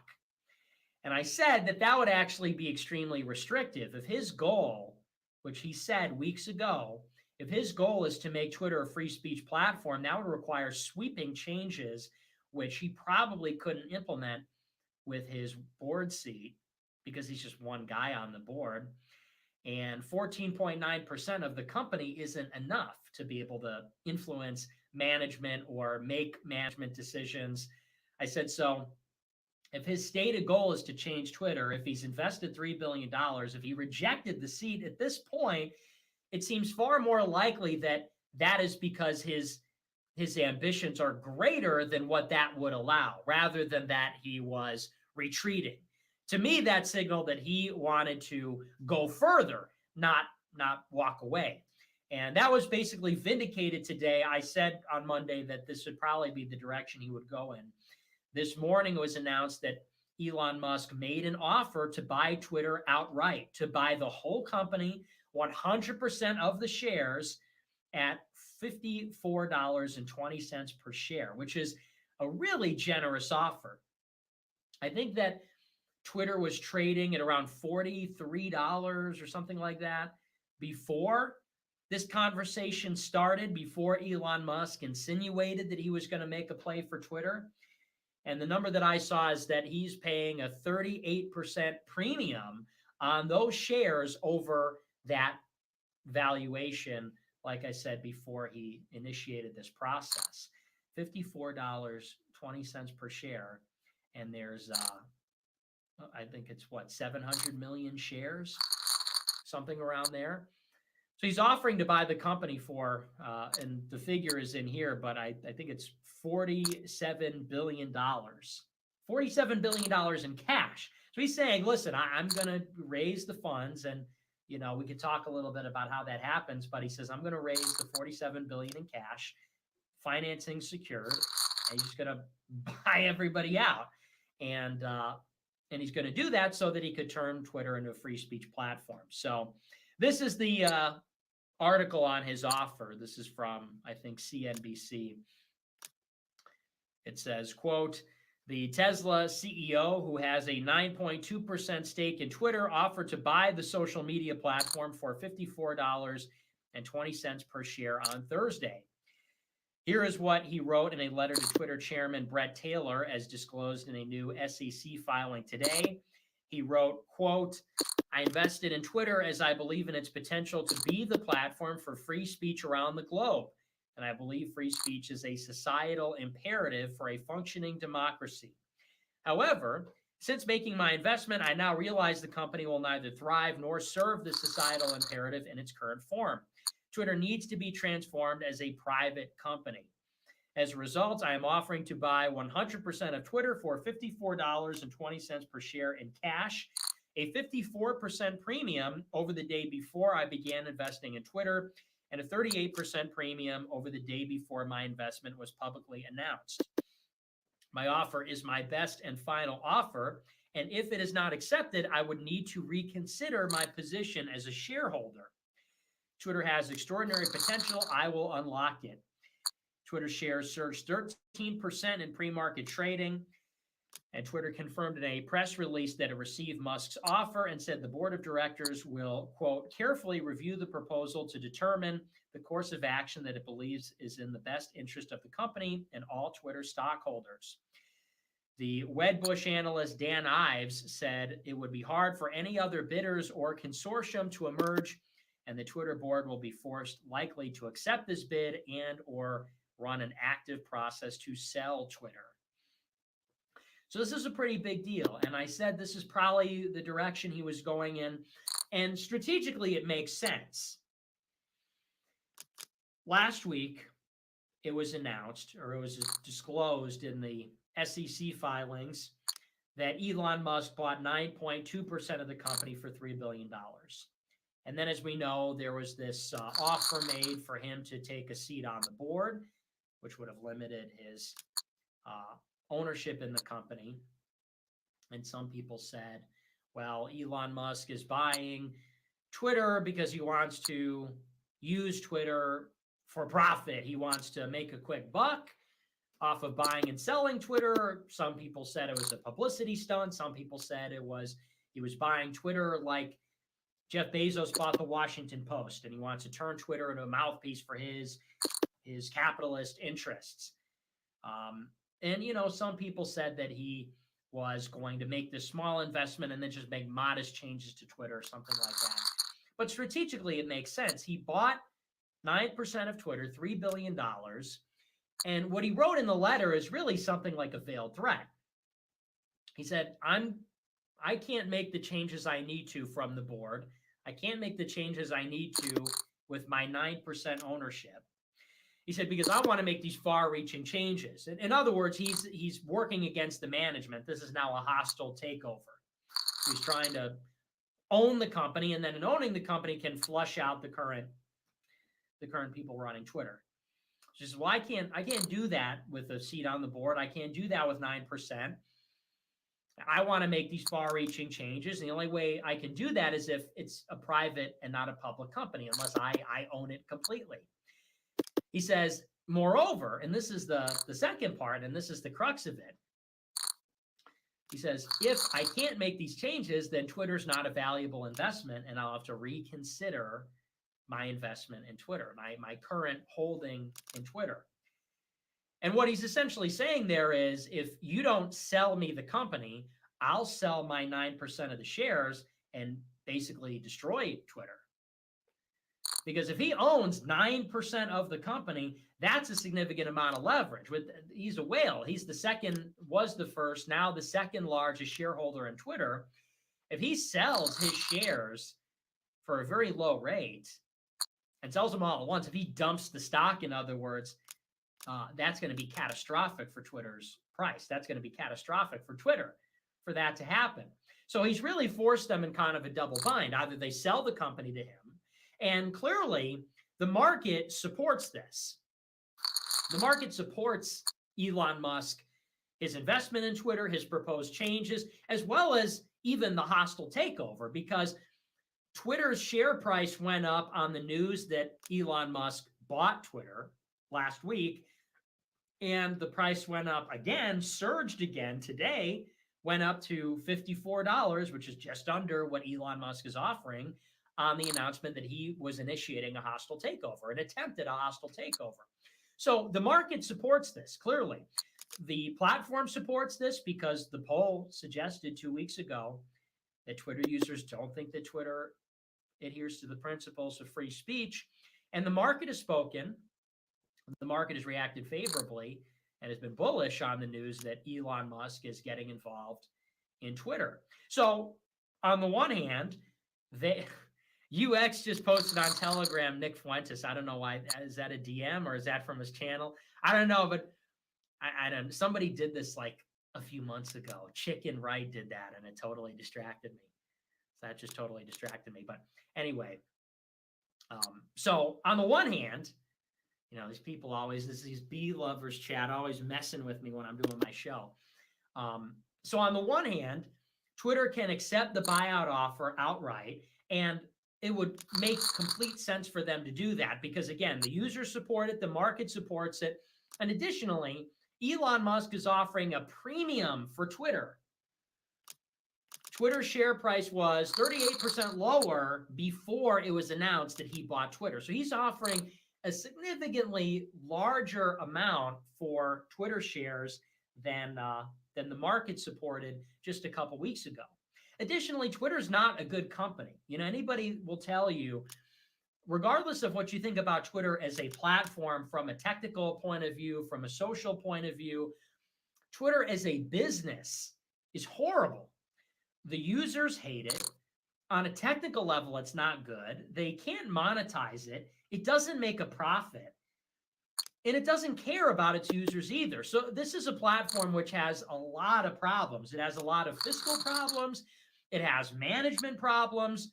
And this doesn't really apply to the other platforms in the same way. They say this is a serial underperformer. This is not, as far as businesses go, this is not a great company.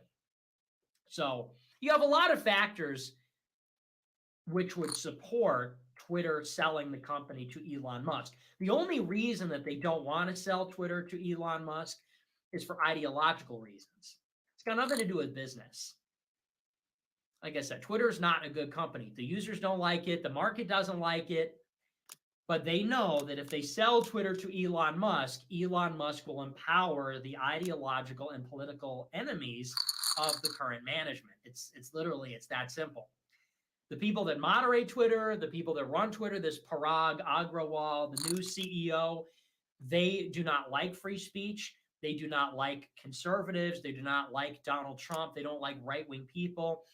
And they recognize the power that Twitter has politically in America. And they know that if they give it to Elon, and if Elon Musk makes Twitter a platform where everything that is protected under the First Amendment is allowed, they know that that will hurt their political goals, their political advocacy.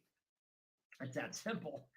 This is not a business decision. It's not a financial decision or anything like that. This is purely about politics. They have a philosophy about Twitter, which is that Twitter is very important to the so-called democracy, to the society, and therefore they have to control it heavily and eradicate the things that they don't like. So they will not sell it to Elon Musk, who will not allow that to happen. And that's their one option, though. Their option is to sell Twitter, which is a great business decision, but not such a good political decision. Or, on the flip, this is the double bind. On the other hand, if they don't sell it to Elon Musk, he says that he's going to sell his shares. And make no mistake about it, that's what the letter says. And he reiterated that in a TED Talk interview today. He said, look,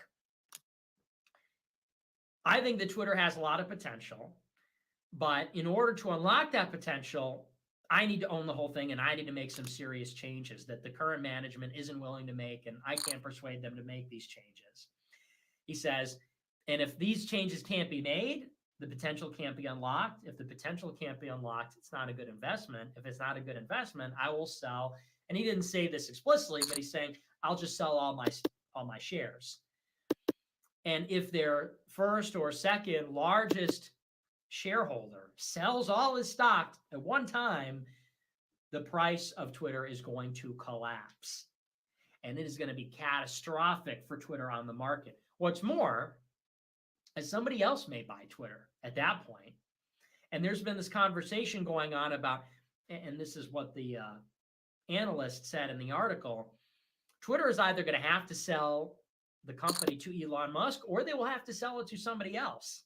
Because if Elon Musk doesn't buy it, Facebook is going to buy those shares, or Google is going to buy those shares, or Amazon is going to buy those shares. But somebody's going to buy those shares from Elon Musk. And somebody's going to buy the company if Elon Musk doesn't. Because I guess what's just been proven in the past 2 weeks is that Twitter is a really, I don't want to say undervalued company, but there's a tremendous value proposition here. 300 million active users, disproportionately upper middle class. It's a lot of college educated people. It's a lot of millennials. It's a lot of political people. Yes, it's a smaller platform, but it's got a really important demographic on there. And the kind of platform that Twitter is as a micro blog, is a very important kind of platform. So it's a very important demographic. It's a very important kind of thing that goes on Twitter, which is current events and particularly a very polemical sort of kind of content. And so for $47 billion, that's a premium. Again, that's in terms of the share price, that's more than it was going for a couple of weeks ago. It still is a bargain for a company like Alphabet or Meta to scoop that up. These are companies with $1 trillion market cap. And Twitter has a $50 billion market cap. The relative importance of Twitter compared to its value, Elon Musk's offer to buy this, I think, has kind of triggered a lot of people this idea that actually, why hasn't any other company tried to do this before? Why hasn't anybody else thought of buying Twitter before? So it's forcing them in this double bind. They're not going to hang on to Twitter. They're either going to sell it to Elon Musk or somebody else. And I guess the question is just going to be, well, who else would they sell it to? What's more is, maybe Elon Musk will try something else. And he said today in that TED Talk interview that he's got a plan B if Twitter doesn't accept the buyout offer. But again, I think it's a huge white pill, no matter how you look at it. No matter how this shakes out, this is a unequivocally positive development. And I see some people, I just don't get what it is. The constant negativity. People say, well, if Elon Musk doesn't finish what he started, it's going to get worse. Some people, for example, were complaining that Elon Musk was talking about expanding verification and having people, if they pay Twitter $3 a month, they get a verified check mark. And they said, oh, that means Twitter's not going to be anonymous anymore. And they're saying Twitter's going to get worse as a result. And that's why this is all just like a bad idea. And it's like, first of all, even if a verification badge were given to subscribers, that doesn't mean that Twitter wouldn't be anonymous. That doesn't even make any sense. What's more is, even if that were the case, what would it matter? Twitter is already obsolete, okay? I know Scott Greer still has an account for now, and I know Darren Beattie still has a Twitter account for now, but right-wing Twitter is dead. Twitter, in fact, is actually, it's less than obsolete. It's hurting us because that it continues to allow some people, and you might say the least edgy among us, that it continues to allow some people and not others, that actually makes it worse. So if anything, we either need Twitter to have everybody or nobody. So suffice to say, if Twitter is bought out by Elon Musk and he lets everybody back on, that's a good outcome. If they don't, and Twitter becomes a lot worse, and they ban more right-wing people, that's also actually a better outcome. I know it's hard to believe, but think about it. Right now, and this has been the case over the past 6-7 years, Twitter bans people gradually over time. If they banned everybody all at once, well, everybody would have just went to Gap, or they just would have started something else, or maybe the government would have intervened or something. But they ban people with attrition over time, and people don't remember the 5 people that were banned that particular week, or the next 5 people that are banned with each successive purge over the course of years. And we're at the point now where there's some people hanging on to Twitter, and they're not going on the other platforms, and so it's not really imperative that there is another platform. And there are some people that are on the other platforms. And so we're in this position where it's like now Twitter controls the right-wing conversation in terms of who they're publishing and who they're not publishing. And that is actually that's maybe the worst position that we could find ourselves in. So, some people are saying, well, what if Elon Musk implements bad things? Or, well, if Elon Musk isn't successful, what if Twitter gets worse? Any shakeup is good. It literally does not matter what the outcome is in terms of how we judge the attempt. I mean, obviously it does matter. We want it to go our way. We want the best possible outcome, obviously. And it does matter if he succeeds or if he fails. But as far as where we are at this point in time, this is positive. It's unequivocally positive, whatever the outcome is. The outcome could be worse in a sense, or it could be very good, but that this was attempted is good. And people are just so, I just don't understand. There's an enormous opportunity. You could call it glass half empty versus glass half full, but you've got this enormous opportunity, and people go, "Oh, I don't think Elon Musk cares about me. I don't trust Mr. Neuralink. I don't trust Mr. Transhumanist." And it's like, it costs you nothing to just be optimistic. Do you understand that it costs nothing to just look at the bright side rather than to be? It costs you nothing, and there's also no benefit to being the other way. This sort of cynical, it could be bad, it could be good, but at this point in time, what is it doing for anybody to sit there with your arms folded and not be impressed or curious or optimistic about anything? I just hate that mentality. Also, it's wrong. Well, what if he gave people a verification for a subscription? That would be great. Well, what if he made Twitter worse? Well, literally, what does that matter to any of us? We're not on Twitter anymore. We're all hardware banned. I made 3 or 4 alt accounts, and they all got banned. And then I went on a Twitter space, and they banned everybody that watched the Twitter space, except for Nate Hochman, the Jew neocon from National Review, and Yoram Hazony's fucking son. So, is Twitter going to get worse for Yoram Hazony's son and Gay Cockman from National Review? Yeah, I think that's still a win, actually. So at this point in time, there are a lot of outcomes, and they're all good. The only outcome that we need to avoid is the status quo. The status quo continuing without interruption, without disruption, without any pushback, that's the only scenario that's unacceptable. So anything that destabilizes that trajectory, anything that even threatens to push us off course is positive, because the current trajectory gives us 0% chance of winning. There is 0% chance of winning on Twitter right now. But if Elon Musk buys it, or even if Elon Musk triggers some kind of radical change, there's a possibility that it could be otherwise. That's the logic. But there's more to the Elon Musk story as well. The DOJ is launching regulatory probes into Elon Musk's companies, which is interesting. Vanguard today became the #1 stakeholder of Twitter, and more than 10%. Yesterday, Elon Musk was #1. Today, Vanguard is. And Vanguard is one of these giant financial institutions.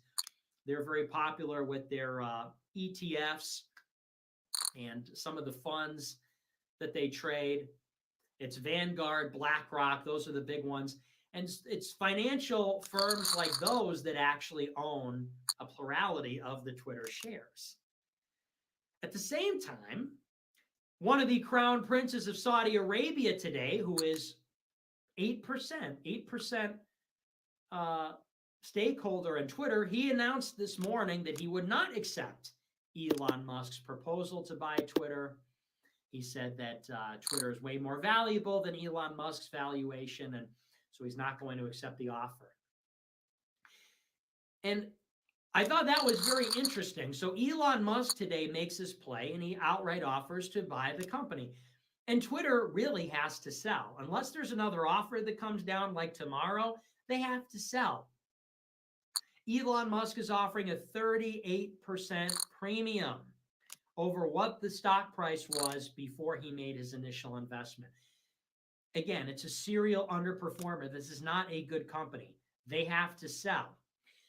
But in just hours since Elon Musk made that offer, you're seeing what amounts to retaliation from the U.S. federal government, Vanguard, BlackRock, and a Saudi Arabian crown prince. And if that doesn't tell you how fucked up the situation is, I don't know what does. Twitter, and Elon Musk correctly pointed this out, is the new town square. This is the new public square where the political conversation happens. And Elon Musk pointed out how significant that is for our country and how the conversation that happens on Twitter influences our government and influences our so-called democratic process. And so if Twitter is censored, if Twitter is regulated, in a sense, our political representation is regulated and censored and controlled. And if our political representation is controlled, well, the question is, if it's not the elected officials that are in charge, but the people that control the elections, well, who controls the elections? They're the real people in charge. And so Elon Musk makes an effort then, in consequence, not just to buy Twitter outright and make some changes, but to restore, in essence, the sovereignty of the people. That's really what he's doing. In protecting the First Amendment on Twitter, the digital town square, and you see the downstream effects on elections and politics, what he's doing is taking power from big tech managers, taking the power from the people that own the company and restoring it to the people. And the people will determine the conversation. And if there is algorithmic or manual manipulation of the platform, there will be transparency and people will see that.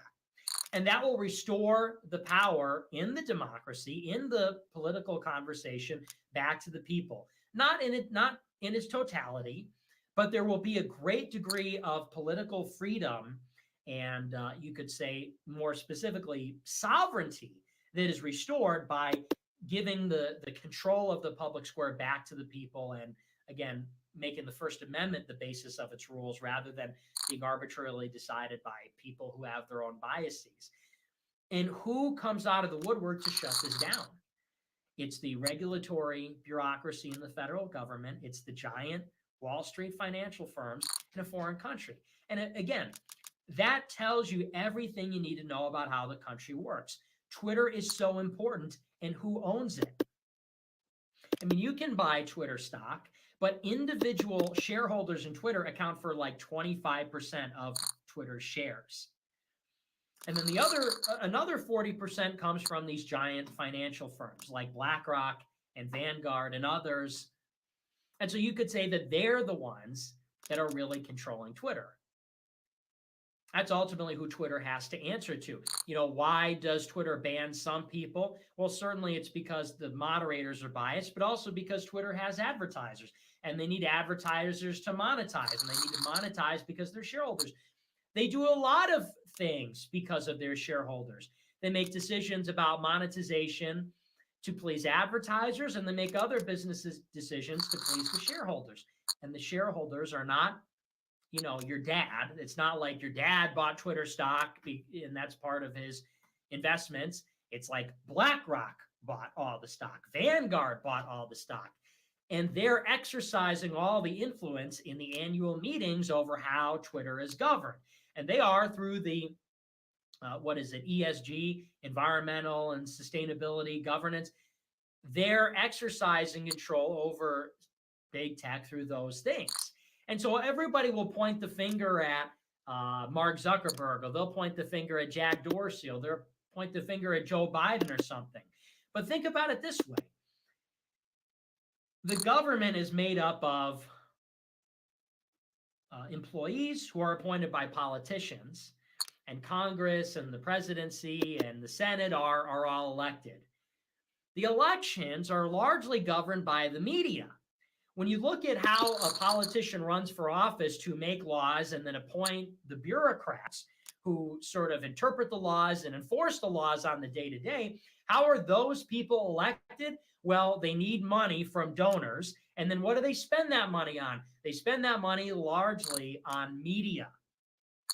So they have to take money from donors, and then they spend that money on media. They spend that money on TV and social media and radio and print and events and other things, volunteers and all that.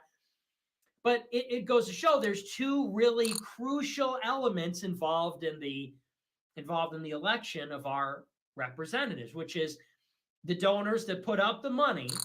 Donald Trump raises $1 billion, $2 billion for his presidential campaign.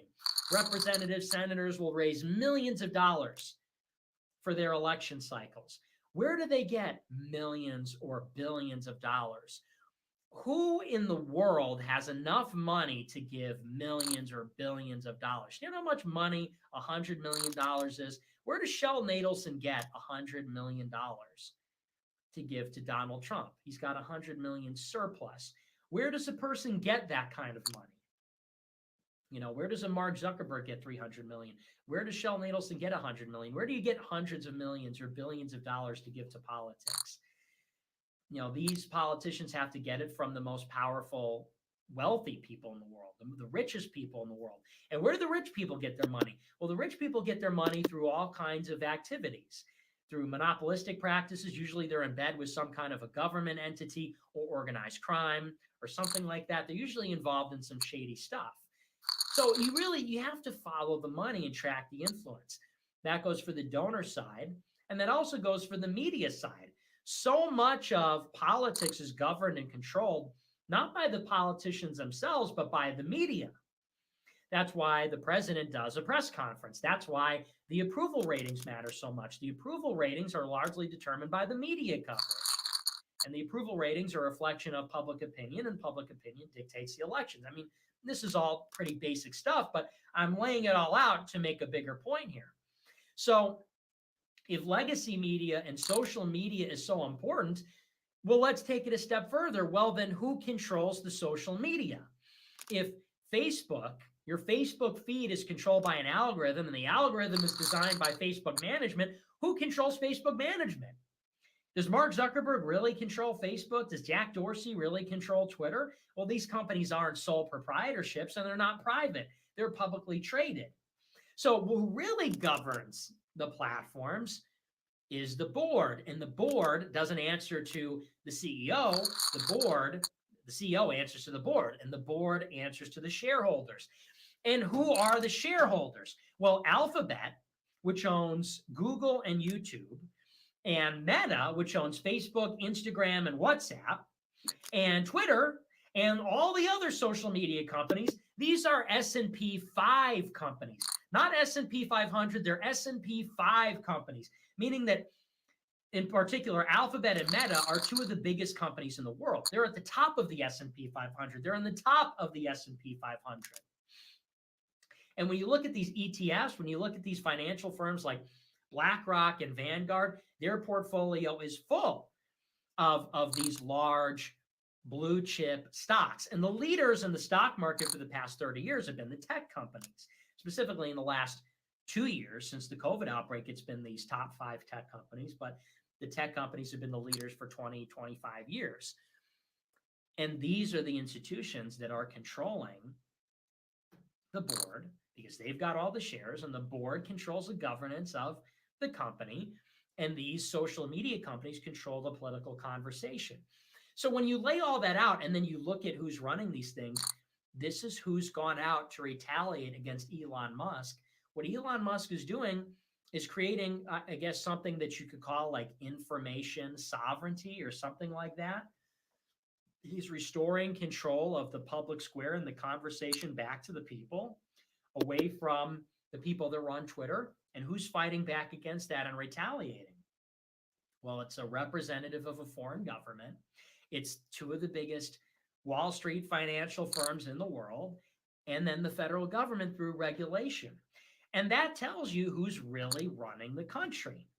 Joe Biden is not running the country. In some sense, this is more important than what Joe Biden is doing. And certainly, if BlackRock and Vanguard are controlling through their shares the means of communication which are getting somebody like Joe Biden elected, well, then Joe Biden's really downstream from them. And then therefore, the people that Joe Biden appoints are downstream from there, and so on. And then you could say that that's the true seat of power. And it's really important to understand these things to understand why we are in our current predicament. Why does the country suck so much? Why does it seem like we just can't win? Why does it seem like the policies always stay the same? It's because we do not have a democracy. Our vote means nothing.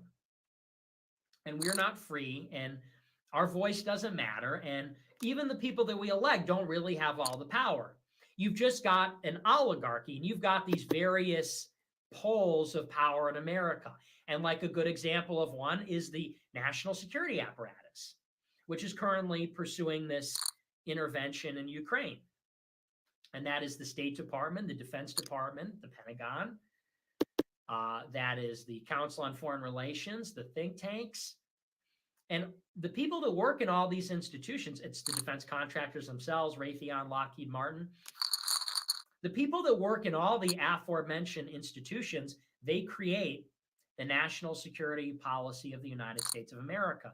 They preside over the $800 billion per year budget of the United States military. The people that work in those institutions are not elected. The people that work in those institutions are in a revolving door for decades. And they'll go and work in Washington and they'll get hired by a political appointee. So they're like 2 or 3 steps removed from an actual election. The president will get elected. They'll nominate somebody to be the Secretary of State. The Secretary of State will hire people, and those people hire people. And then those people work in the State Department for 30 years. And then when those people are done, they'll go and work for Lockheed Martin, and they'll go and work for Raytheon, or they'll go and be on the Board of Council on Foreign Relations. And it's those institutions which are generating the foreign policy of the United States of America. They're the ones that are writing the policy for the wars and all that. They're the ones that want the wars. They're the ones that are controlling that half the American tax revenue, because half of what the American government raises in tax revenue, it's not totally half, but it's most of discretionary spending, which is about half the budget, or I don't know what it is at this point. It was like 3 or 4 years ago, but that's a significant swath of the budget. I mean to say, maybe it's like a quarter of the budget. They control that too. And these are people that are not elected. And it's this own sort of self-contained ecosystem. Maybe there's 1,000 or 2,000 people involved in that directly, and they represent their own sort of blob, okay? And that goes with the diplomatic mission, the embassies and the consulates and NATO and our diplomatic mission to the United Nations. And there's lots of different aspects of it, but that is what's controlling foreign policy. That's what's controlling domestic security policy. None of that has anything to do with elections. And that club is exercising influence over Joe Biden. Joe Biden can go in there with any ideas and plans he wants. Those are the ones exerting the pressure on the president. Those are the ones that are creating the policy. And then the same goes for big tech. Yeah, you could say that Silicon Valley is its own blob. And there are so many people on Silicon Valley that are creating the policy there. The ADL and the SPLC are very influential over big tech, and big tech has its ideological positions, and they've got these extreme billionaires like Zuckerberg and the others that are controlling the companies or exercising influence over the companies. But then you've also got is it ESG, or am I thinking environmental, social governance? Then you've also got the Wall Street influence. Big tech and Wall Street, Silicon Valley and Wall Street are like this. The Silicon Valley companies and the Wall Street financial firms are like this. And yeah, Silicon Valley has its preferences and ideas, but Wall Street does too. And Wall Street and the biggest companies on the stock market are governed by these sort of liberal policies. And yeah, the ADL has a lot of sway over that too, and all the usual suspects do as well.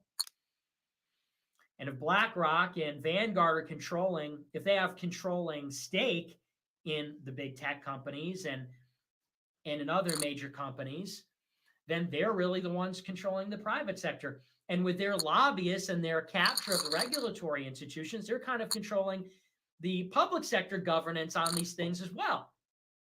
So that's another pole of power. You've got a pole in Silicon Valley. You've got a pole in Wall Street. And then even with the legacy media companies, well, who owns the Washington Post? Jeff Bezos. Washington Post is one of the most influential publications in the world, and certainly in America. And then same goes for New York Times, owned by a billionaire. Same goes for, you could take a look at any one of the major networks on TV or any one of the major print publications owned by some billionaire. Once again, those represent their own polls, not elected. Then these people are not elected, but yet they're exerting influence over elections, political process, either through their contributions or through their discretionary control of media or in how they lobby the bureaucracies. So, and we don't have to spell out all of them, but you've got the banks, you've got the intel agencies, you've got, the point being is this country is not governed by the president. This country is not governed by the legislature. This country is not governed by the Supreme Court.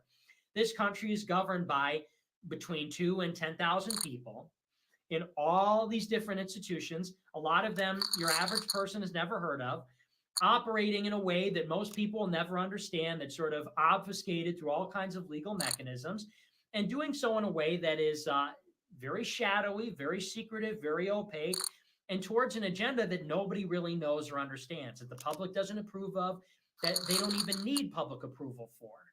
And that's really the scariest thing. And we call all of that consistently in the rhetoric that comes out of the media, and this is most people's conception of it, we call that system our democracy, and we call that the free world, right? All of that is supposed to constitute what the founding fathers wanted. All of that is to constitute freedom and democracy and human rights. There's nothing democratic about it. There's nothing democratic about Raytheon and the Council on Foreign Relations exercising that much influence over the American president. There is nothing democratic about the legislature passing an omnibus spending bill with $2 trillion in spending that's 5,000 pages long, that none of the congressmen even read, that they didn't write, and which they didn't read. How is that democratic? You know, the federal government raises $4 trillion. We allocate that money through these giant spending bills, again, that the people we elect do not write and then don't read, but then vote for and pass. And consider the House of Representatives, which is the people's house, and the Constitution has the power of the purse. The House of Representatives is supposed to be the chamber of the bicameral legislature, which directly represents the people. That's supposed to be the most democratic organ of the federal government, because its representation is allocated in terms of population, in terms of people, not in terms of states, which are somewhat arbitrary, or electors or something, state legislatures. That's maybe the most direct democracy part of the federal government. And that chamber has the power of the purse. The spending bills have to originate in the House. And go figure that none of those people that are elected by the people write the spending bills or read the spending bills, and they don't know anything that's in them. And it's trillions of dollars. Who could even keep track of trillions? Do you know how much a trillion is? Who could even keep track of $4 trillion in spending? And so the question then would be, well, who is writing the bills? That's probably who's really in charge. Well, it is the bureaucrats. It is the people in the legislative teams. It's people in the committees. It's a lot of lawyers. It's a lot of people from Harvard and Yale that were scooped up, that we will never know, that were never elected, and they're getting paid by somebody. And then once they're out of Congress, they're going to get some cushy job in a private firm, probably a private firm where the money that they allocated in the bill benefited from. That's, and I know I'm not the first person to say this, but these are just the manners in which, and I'm explaining multiple things here, not all of them perfectly. I'm oversimplifying a little bit, but that's really how the government operates. And if you see these kinds of things, if Twitter is controlled by BlackRock and Saudi Arabia, and Twitter controls the conversation where the so-called democracy happens, well, we're not the ones really in power here. And if we're passing trillion-dollar spending bills in the people's house and the representatives aren't writing or reading them, well, we're not really in power. And if the president doesn't write our own foreign policy, but actually it's written by the State Department and the Pentagon and the Council on Foreign Relations, we're not really in charge here. And the people we elect aren't in charge, and the people on TV aren't in charge. It's, again, people that you don't know who they are, and you don't know what they want, and you don't know how they operate. You couldn't even understand it if I told you. And so we really don't live in a democracy. We really don't live in the free world. We live in a tyrannical oligarchy. And all this stuff that is said about our system is just a big facade. And people need to understand, you don't need to understand exactly how it works. You just need to understand how it does not work. And it does not work like we run anything. Everything that you read about the world is controlled. The candidates that you pick are controlled. And once they get in, they're not even in charge. So it's all just a big charade. And you see that when Elon Musk tries to, and that's really what we're fighting for here, is our sovereignty. We are fighting for our sovereignty, that we want to know who runs the country. I want Donald Trump to be a dictator, because if Donald Trump is a dictator, at least I know who's running the fucking country, you know? And if something goes wrong, hey, we can blame it on him. But right now, we don't even know who runs anything, and we don't know how it works, and there's no transparency, and there's no accountability, and that's a big problem, especially when our country is in a crisis. Our country's in a crisis. We don't even know why. We don't even know how that works, or why that is, or who to blame, and therefore who to hold accountable, and who to replace, and how to change things. It creates an unfixable situation. So electing Donald Trump in 2016 was about restoring our sovereignty, that the politicians might run the country, patriotic leaders in the government might run the country, that certainly we would get out all these foreign influences. Rich people wouldn't run the country, foreigners wouldn't run the country, but it would be something like, civic-minded patriots might run the country. That was really the idea. And that's what's going on here. Let's give Twitter, the public square, back to the people. And you see what happens. They shut it down. And it's got nothing to do with, everybody said about Trump, well, he was too explicit, he was vulgar, his mean tweets, and so on. And he got banned on Twitter. Well, that's because he broke Twitter's rules. Well, what's Elon Musk doing? Elon Musk is offering to buy Twitter, and it's a perfectly acceptable deal. And he's going to bring free speech to Twitter. It's what everybody wants. 70% of the people voted for it in the poll. Elon Musk has 80 million followers. And what's more, the share price went up when he bought it. So what I'm trying to say is this is good business. This is a good deal. It's good business. But it is being resisted tooth and nail by who? By Wall Street, by the government, and by the foreign governments of the world. So wake up. Twitter is not being run by people like you and I who are just, trying to do their best and stuff. No, Twitter is being controlled by God knows who. They're being controlled by people that aren't even American. They're being controlled by the capitalist class. And that's a big fucking problem. Sorry for the language, but I mean, it's a really big problem. That's a really serious problem. Elon Musk goes in to do something which is good business, popular. It's fitting with how our country should work. It's restoring, who could argue against that? Restoring sovereignty to the people, the public square being open to the people, governed by the First Amendment. And you have liberals cheering on the side of Saudi Arabia, which is a theocratic dictatorship, BlackRock, and the regulatory agencies and the federal government to shut it down. That's what they did to Trump in 2016. When Trump won, they shut social media down. Elon Musk is trying to liberate social media, and it's good business. And they're shutting that down too, and retaliating against him personally and trying to scuttle the deal. So that's the real civil war that's going on here. Make no mistake about it. It's not between, Trump supporters and SJWs. It's between these kind of rogue class traders like Elon Musk and Donald Trump, who have some pull, have some power. They're class traders leading the revolt against these globalist parasites that have taken over the country. That's the real battle that's going on here. It's got nothing to do with, MAGA hats and liberals and, Russiagate and all that. it's this big war going on domestically between Trump and Elon Musk. They're supposed to be oligarchs running the oligarchy with the rest of them, and they're betraying that and saying, no, we're patriots, we're nationalists. And now all the other oligarchs are saying, hey, not so fast. No, you're exiled from the oligarchy. You're exiled from, you can't be rich anymore. You can't be part of the club. We'll embarrass you, shame you, drag you through the streets. And we are going to protect our control. I mean, that's really what's going on behind all of this.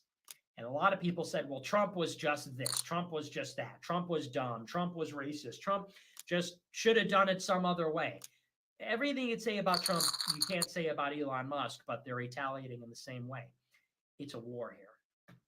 So it'll be interesting to see how this works out. I mean, I hope they just sell it to Elon Musk and he brings free speech to the platform. Even then, though, he'll run into problems with advertisers, with the app stores. I mean, it'll be interesting to see how far he'll be able to go, but I'm rooting for him to take it all the way. If there's anyone that could do it, it's the richest man in the world. Some people go, well, what about advertisers? If he could make a rocket ship that flies into the air and then lands on a launch pad by itself, if he could build an electric car, Ford and Chevy and, the existing American automobile companies couldn't do it, but his startup did build the electric car. So if he could solve batteries, if he could solve rocket ships, if he could solve PayPal, I think he can solve Twitter. And he's got $280 billion in capital to do it. He's got the money. He's a genius. If he doesn't have the expertise, he could just simply pay people to do. So I really hope that he buys Twitter. I hope that he buys Twitter and puts free speech. People say, well, there will be problems. Well, good thing we have the genius that invented Tesla and SpaceX. Not only is he the richest guy in the world, but he's pretty smart too. I have a lot of confidence in him. And, we can only hope and pray, but I think that if he is able to buy Twitter, I would be very confident that we would get a good outcome here. So let's just hope we get what we want, because if we did, it'd be a huge deal. And like I said, that'd be a beachhead. I think I said this on Monday or Friday. It's a beachhead back onto the internet. And we really just need one. Just begin to reverse the tide of the war here. Because right now, it's like it's over. They've conquered everything. They're just finishing us off. They're picking off the last conservatives on any social media. If we could just start pushing in the other direction, it would completely change the momentum. So that's that. But I want to move on. We'll take a look at our super chats. My segment on Russia today will be airing in 20 minutes. 20 minutes. So I didn't forget about that, but yeah, my segment will be airing in 20 minutes. So I think we'll cover that live on America First. We'll cover that live on the show. But first, we'll go through our super chats. We'll see what we got here.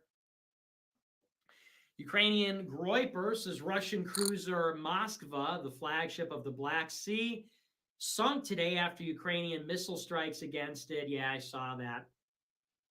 The good thing is Russia is retaliating by completely bombing Ukraine. So the good news is Russia will win anyway. But yeah, that's kind of embarrassing. What the heck, Putin? Come on, man. Time to win the war. Time to clean it up. So yeah, that ship got sunk, and the Ukrainians are doing. They're bombarding some of the border towns in Russia, and Russia is just like, you know what, we're not messing around anymore. We don't play. So now they're just bombing. Now they're just straight up bombing population centers, which is tragic, but also strategically necessary. So Ukrainian Groyper says, congrats on the appearance on Russia Today. You're making big moves every day. So true. Yeah, thank you, man. And thanks for the super chat. I appreciate it. Yeah, man, big moves. Every day is a celebration on America First. Every day is a party. Thanks a lot, man. Cal says, Xi Jinping has made China great again. Over in America, we are seriously considering progressing into pedophilia.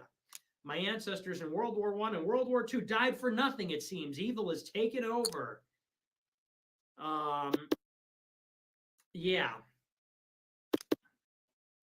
Yeah, that's really interesting. I never thought about it that way. Honestly, I think the ancestors thing is kind of cringe because it's like we literally shouldn't have fought in either war. We should not have fought in World War One or and World War II was unnecessary. So people go, my ancestors fought in World War II for nothing. It's like that statement is kind of true no matter what the outcome is. What do you think we fought for in World War II? Literally, what do you think we fought for? Do you think that people went to go and fight and die in like Italy and in Asia, like so that you could what? I don't even understand. What was even the goal there? That really had nothing to do with us. so, so yeah, I mean, so I think that's kind of like a trite, like lame thing to. My ancestors fought in World War II, and it's like, yeah, so did mine. My grandfather fought in World War II, but I'm under no illusions. I mean, it was a waste. World War II was just a big, giant waste, and so was World War One. So it'd be one thing if we fought in World War II for like our survival, and it's like, wow, now our country's falling apart, even though we fought for it. Like, but that's not what World War II or World War One were about. World War One was about the British Mandate of Palestine, and World War II, that was about the Anglo and all kinds of things going on. Not just the American involvement, but the war on the continent between the UK and Germany and Russia. So, I mean, I think the whole thing actually was pointless, no matter how you look at it. I mean, it was pointless then, it's pointless now. So, my ancestors died for nothing, it seems. Why, if you were having a big base trad family, do you think they would have not died in vain? They died in vain no matter what. My ancestor died so I could have a big based fucking trad family and a wife in a sundress. My wife isn't wearing a sundress. My ancestor died for nothing. My ancestors died so that I could have a hot, sexy wife and aesthetic sunsets on my family farm. In some sense, like, don't get me wrong. Yeah, America is totally in decline, but I don't understand where people get off thinking like everything should be perfect. People are like bent out of shape that things suck. Like, yeah, I mean, yeah, that's life actually. People feel entitled to have the world sort of like not suck or something, and you have a lot of these young people that are pissed off that like I don't know, that like their life isn't a dream. Like your life wouldn't be a dream anyway. Life sucks. I think life has kind of always been suffering, and yeah, I mean it's particularly horrifying these days, but it's a sort of like yeah, I mean I'm righteous and everything, but I'm not like pissed off that like man, my life should be easy and comfortable, and it's not. I kind of like that we're in the fight. I like that we're in the war. And World War One's got nothing to do with it. Niggas bring up my answers. Like you don't even know what you're talking about. People just, I swear, people just say things. People just say things. My ancestors didn't fight in the Spanish-American War for this to happen. My uncle didn't die in Vietnam so that, Cardi B could twerk on the stage. That's like a complete non sequitur. One has literally nothing to do with the other thing. They died for nothing in Vietnam. They died for nothing in Korea. They died for nothing in World War II and World War I. The only war that was really worth anything was the Civil War, the War for Independence, the War of 1812, the Mexican-American War. Those are really the only wars that were legitimate. All the other wars are bullshit. All the other wars were, for the banks and, the protocols of the elders of Zion and aliens or something, lizard people. And this progressing towards pedophilia or whatever. I also resent when people go, oh, and then the next thing you're going to do is pedophilia. Why even say that? It's like we're already at trans and homosexuality and like people celebrate abortion and feminism, and people are like, yeah, but you know, it's really going to be messed up when we go to pedophilia. Like, yeah, it will be messed up, but it's already pretty messed up also, you know, too. Pretty soon it's going to be better than World War One. I just hate these posts that are just like people throw up 4chan. People just like imbibe 4chan and then just throw it up all over the super chats. Base China, World War II, pedophilia. I mean, where is the okay? Wow, groundbreaking take. I've never heard this one before. Yeah, pedophilia bad and World War One sacrifice, patriot flag. Okay, yeah, that's awesome. Thank you. Really profound. So sorry, I don't mean to totally bash you, but your super chat sucks. Spence says RT is so huge. Can't wait to see your segment. It was on DirecTV until a month ago and is still on many cable providers in so many countries. I know. I'm so excited. Pretty Fly White Guy says, good evening, Nick. Super chat day 16. Have a good Easter weekend, friend. God always wins. Thanks, you too. Connecticut Groyper says, the string of white pills has been incredible. Your somewhat somber 2021 reflection stream before Christmas was only 4 months ago. Think of all the greatness that has transpired since then. True, yeah, we turned it around. We turned it around. They really thought they had us, and then we completely turned it around easily. I flipped the switch in New York. I went to New York, and things weren't going very well, and then I literally flipped the switch and said, you know what? I'm great. And people that were there know. People that were there literally know, and some of them were not happy about it. Some of them were not very happy about it at all. But I literally got on a call and said, listen, motherfuckers, we're back. I'm back. And I got on a group call with like 3 people that don't really work with me anymore. But at the time, we're kind of running things. I said, listen, things are not going well. And I'm starting to kick some ass, and I'm coming back in a big way. And I flipped the switch, and I returned, you know. And then I returned. I was kind of in a malaise. I was in this sunken place. I was kind of depressed, you know, because it's sort of devastating. The past year was devastating to a normal person. Would have been completely devastating. To me, it certainly was very hard to cope with, and I'm tough, and I got through it, but it was very hard. And you know, people would say, "Wow, you know, you seem so negative these days. Wow, it's just not. You seem like you're a little different. You're like jaded or whatever." It's like, yeah. How about in a 3-month span, like your grandma dies, your mom gets cancer, the government steals all your money. Your income goes to zero. Everything you built for 5 years seems like it's just been destroyed. Like most of your friends completely betray you. You know what I mean? That all of it, you're put on a federal no-fly list under FBI investigation. You may be going to jail for 20 years. You have to hire 4 lawyers. Like, you know, D Live stole $30,000 from me. So all of that happens. All that happens in the span of like 3 months. Okay. That all happens in 3 months. And I have no one. I mean, I have no one that, you know, that I can really lean on. I have nobody that I could really just say like, wow, you know, and I was completely alone. I was alone through it all. And it was horrible. And it was like just the worst ever. And it was really tough. But by November, I literally flipped the switch, and I was like, I'm not going to let it get me down. Like, I've been in a malaise, but I'm going to reach down deep. I'm going to rediscover what got me here in the first place. And I'm just going to refuse to be beaten. It's sort of like when you're fighting a boss, when you're in a boss fight and the boss gets down to like 1 health point, and then they like turn, and then they go like plus 200% damage and plus 200% damage resistance. And I was like, no, I'm just not going to fucking lose. And I flipped the switch and I came back.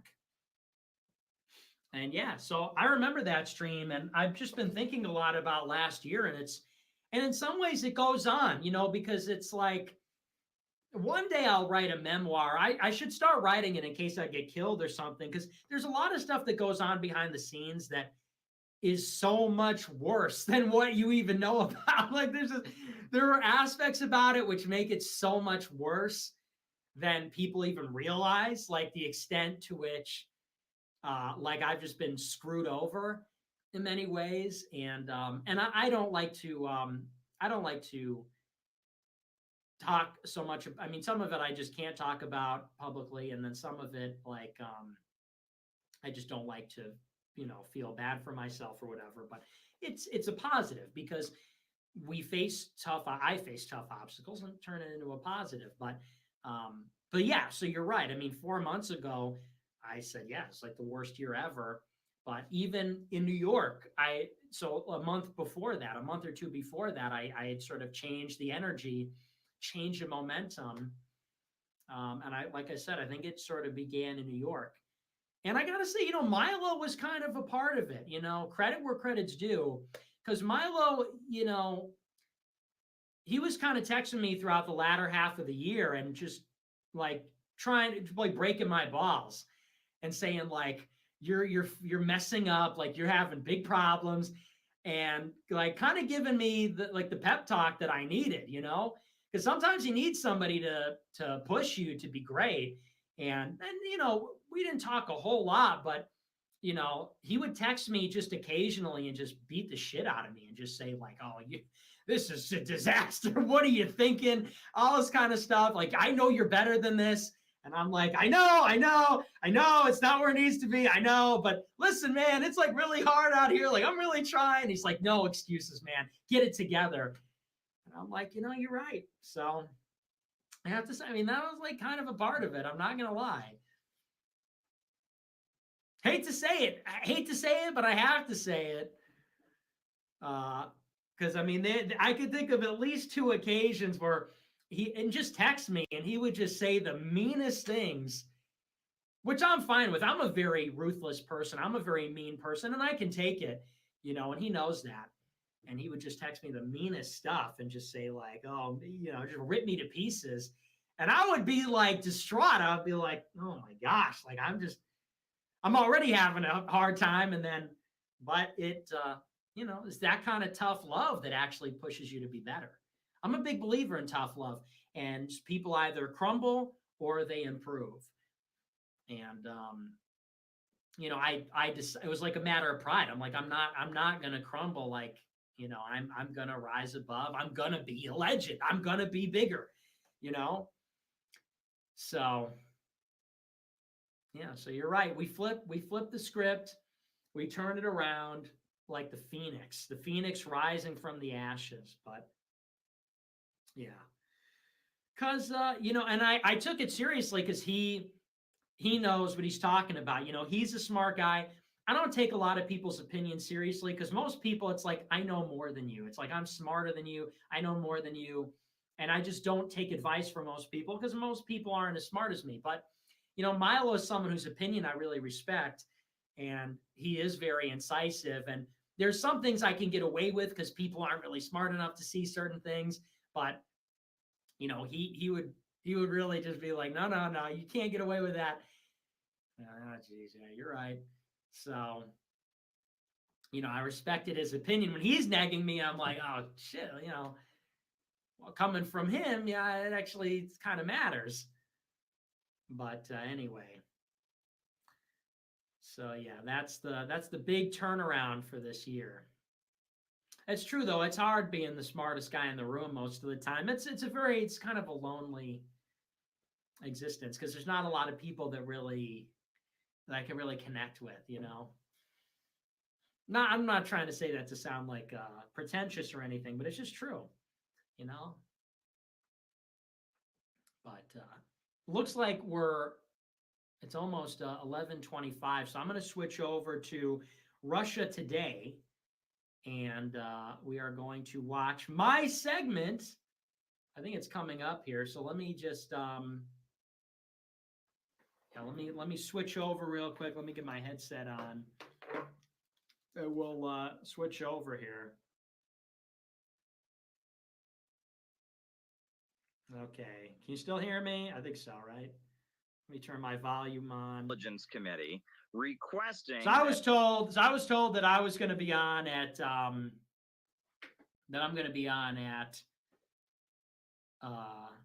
11:25, so it's 11:23 now, so it should be coming up in like 5 minutes. So let's just tune in here and let's see what we got.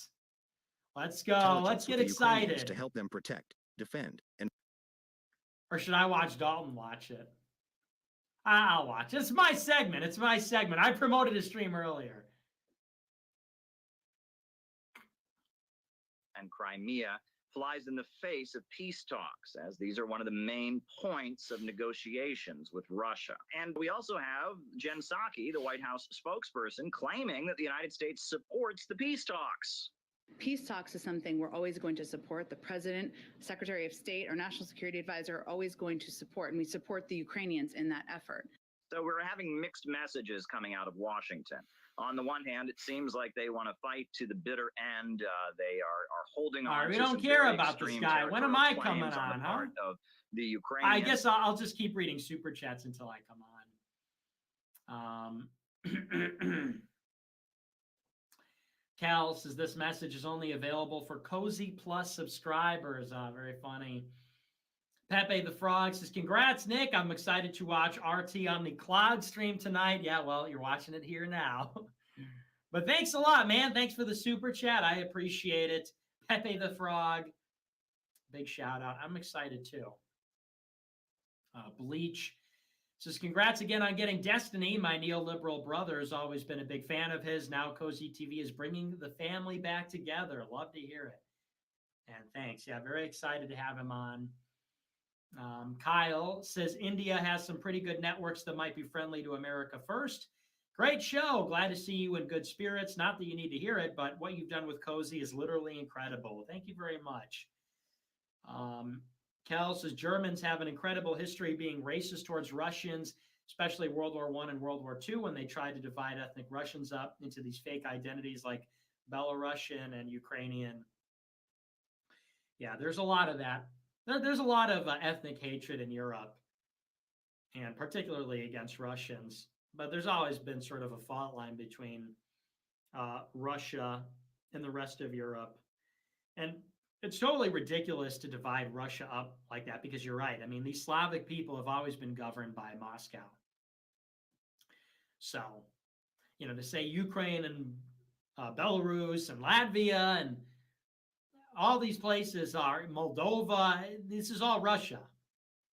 And Russia is its own civilization, Orthodox civilization ruled by Moscow. It's been this way for hundreds of years. So the idea that like Ukraine is going to be a liberal European democracy is just like historically ridiculous. Chugger says, hopefully you get unbanned from Twitter as soon as possible so we get more amazing content like Obama should be arrested. He would probably resist arrest, LOL. Yeah, I was really good at Twitter. I was the best. And I miss it. Because I'm good. I'm quippy. I'm punchy. I'm pithy. Yeah, I miss it, man. Lanka says, happy birthday, Papa Fuentes. Congrats on RT, Nick. Thank you. For the Ghosts says, this message goes out to all the trannies. Literally, no one wants to make physical or eye contact with you. No amount of deplatforming will change this fact. 2-week YouTube ban for the Bruce Jenner, Adam's apple, and a mason jar rant. Totally worth it. And then he says something in Spanish. Yeah, true. True. Thank you for that. Here we go. I think this is me. We should not forget that even if Russians look European, they are not European in a cultural sense. They think differently about violence and death. They have no concept of a liberal, postmodern life, a concept of life that each individual can choose. Instead, life simply can end early with death. Russian life expectancy is quite low, That's why they treat death differently. The comments sparked controversy online, even some accusing her of using far-right rhetoric. Earlier, we spoke to the CEO of Cozy.tv and host of America First, who says the rhetoric is Russophobic. Well, I think the rhetoric towards Russia since the beginning of this conflict, nothing more than Russophobia. And they talk about Russia, the regime, and the people in a way which is just plain prejudiced and bigoted. They talk about Russians as though they're uncivilized, treat them like they're not human beings. And it's a little bit ironic because the opposition to the special military operation in Ukraine is supposedly about so-called human rights, about democracy and dignity and all these things. But when you look at the rhetoric coming from NATO, the European Union, and the United States, you would actually think quite the opposite, or you would think at least that maybe none of those things apply to the Russians themselves.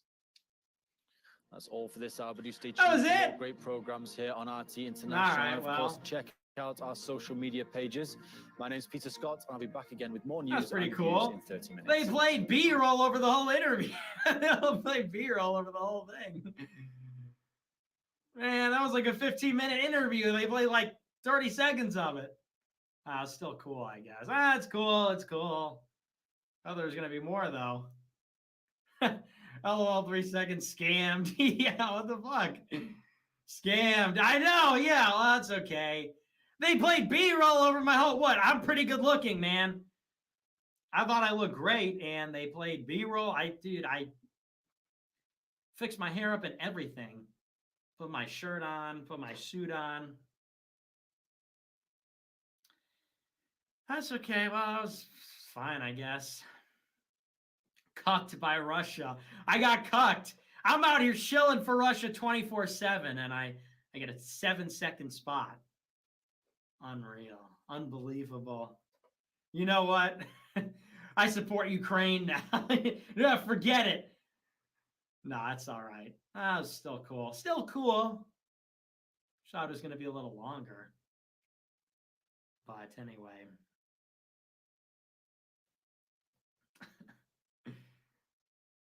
CEO, yeah, CEO of Cozy. That was nice. That was cool. He said, it says Dalton. They're saying Dalton's going crazy. Let me pull up Dalton. Let's see. What's Dalton saying? It's inevitable! America first! It's inevitable! We are so, dude, we're so back, dude!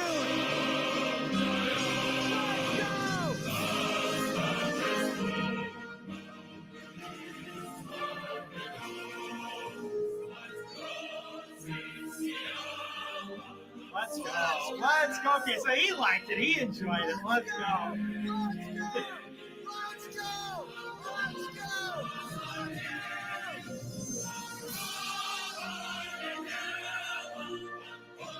That's hilarious. Yeah, let's go. Can we get some 07s in chat? Can we get some Z's and some 07s in chat? I can't match that energy right now, though. I'm feeling so good right now. I'm feeling so good. I gotta do something. I gotta I don't know. I gotta build something. I gotta create. I gotta create something right now. I gotta do something right now, Chad. I gotta do something. Let's go.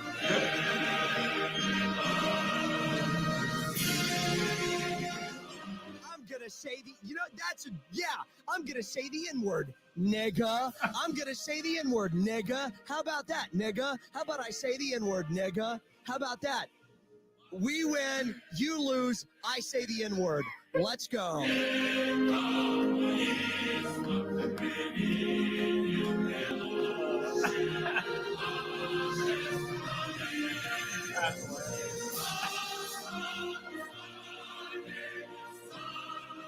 That's very good.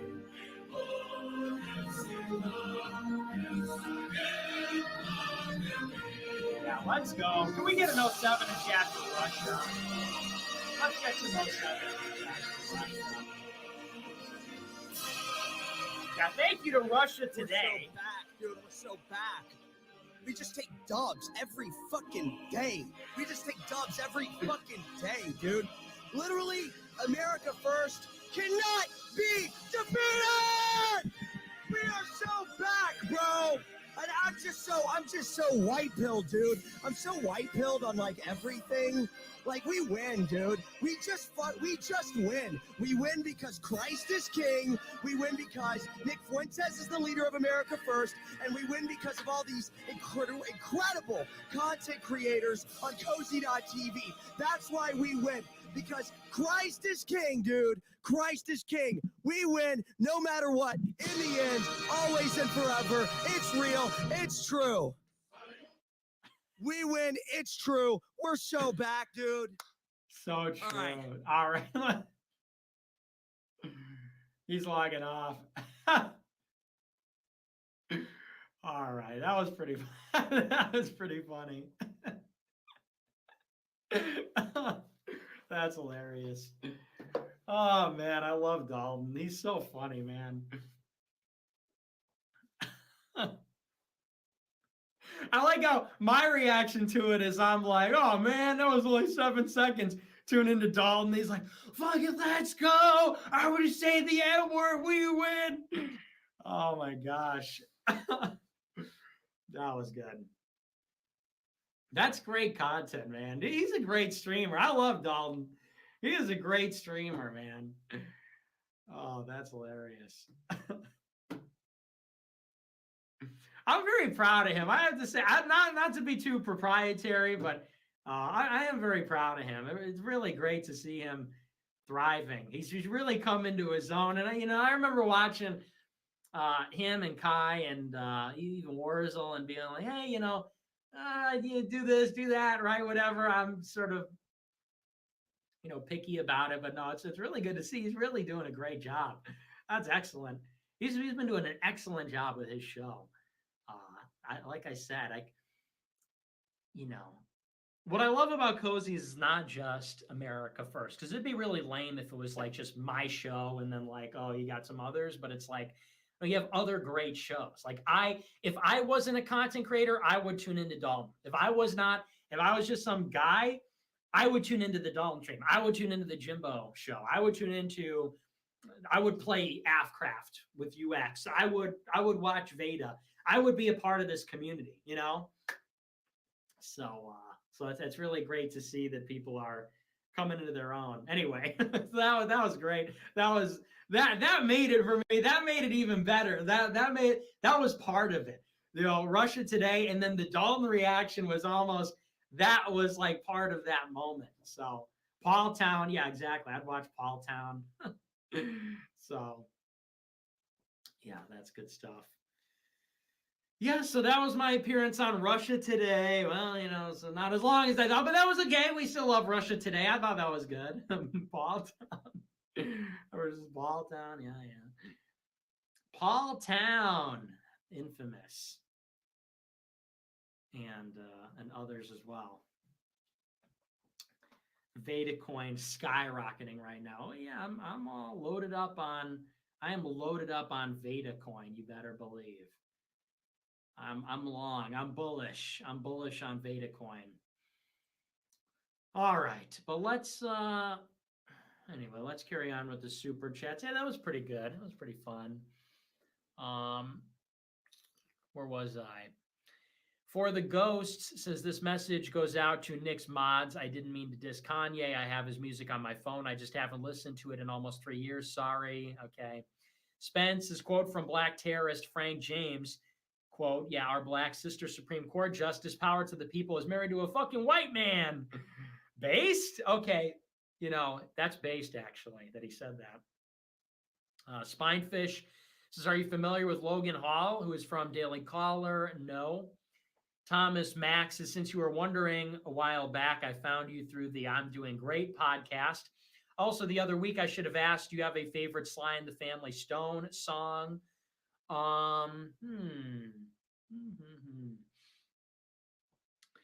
Well, that's funny that you say that. Yeah, because that was a relatively recent appearance, right? That was only a month ago. And my favorite Sly and the Family Stone song, maybe Family Reunion. Or Family Affair, Family Reunion's the OJs, right? Family Affair, that's them, right? And I like Ha Ha He He. Is that them too? I haven't really, there's a lot of music that I've sort of like lost because I had it on my old iPod and then I never put it on my Spotify.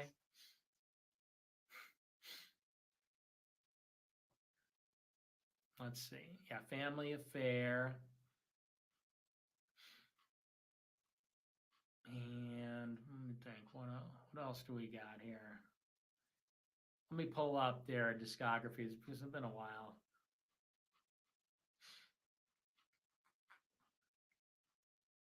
Everyday People, that's a good one. You know what? I hate that song, Thank You for Letting Me Be Myself. I hate that song. Absolutely hate that song. But the others I like.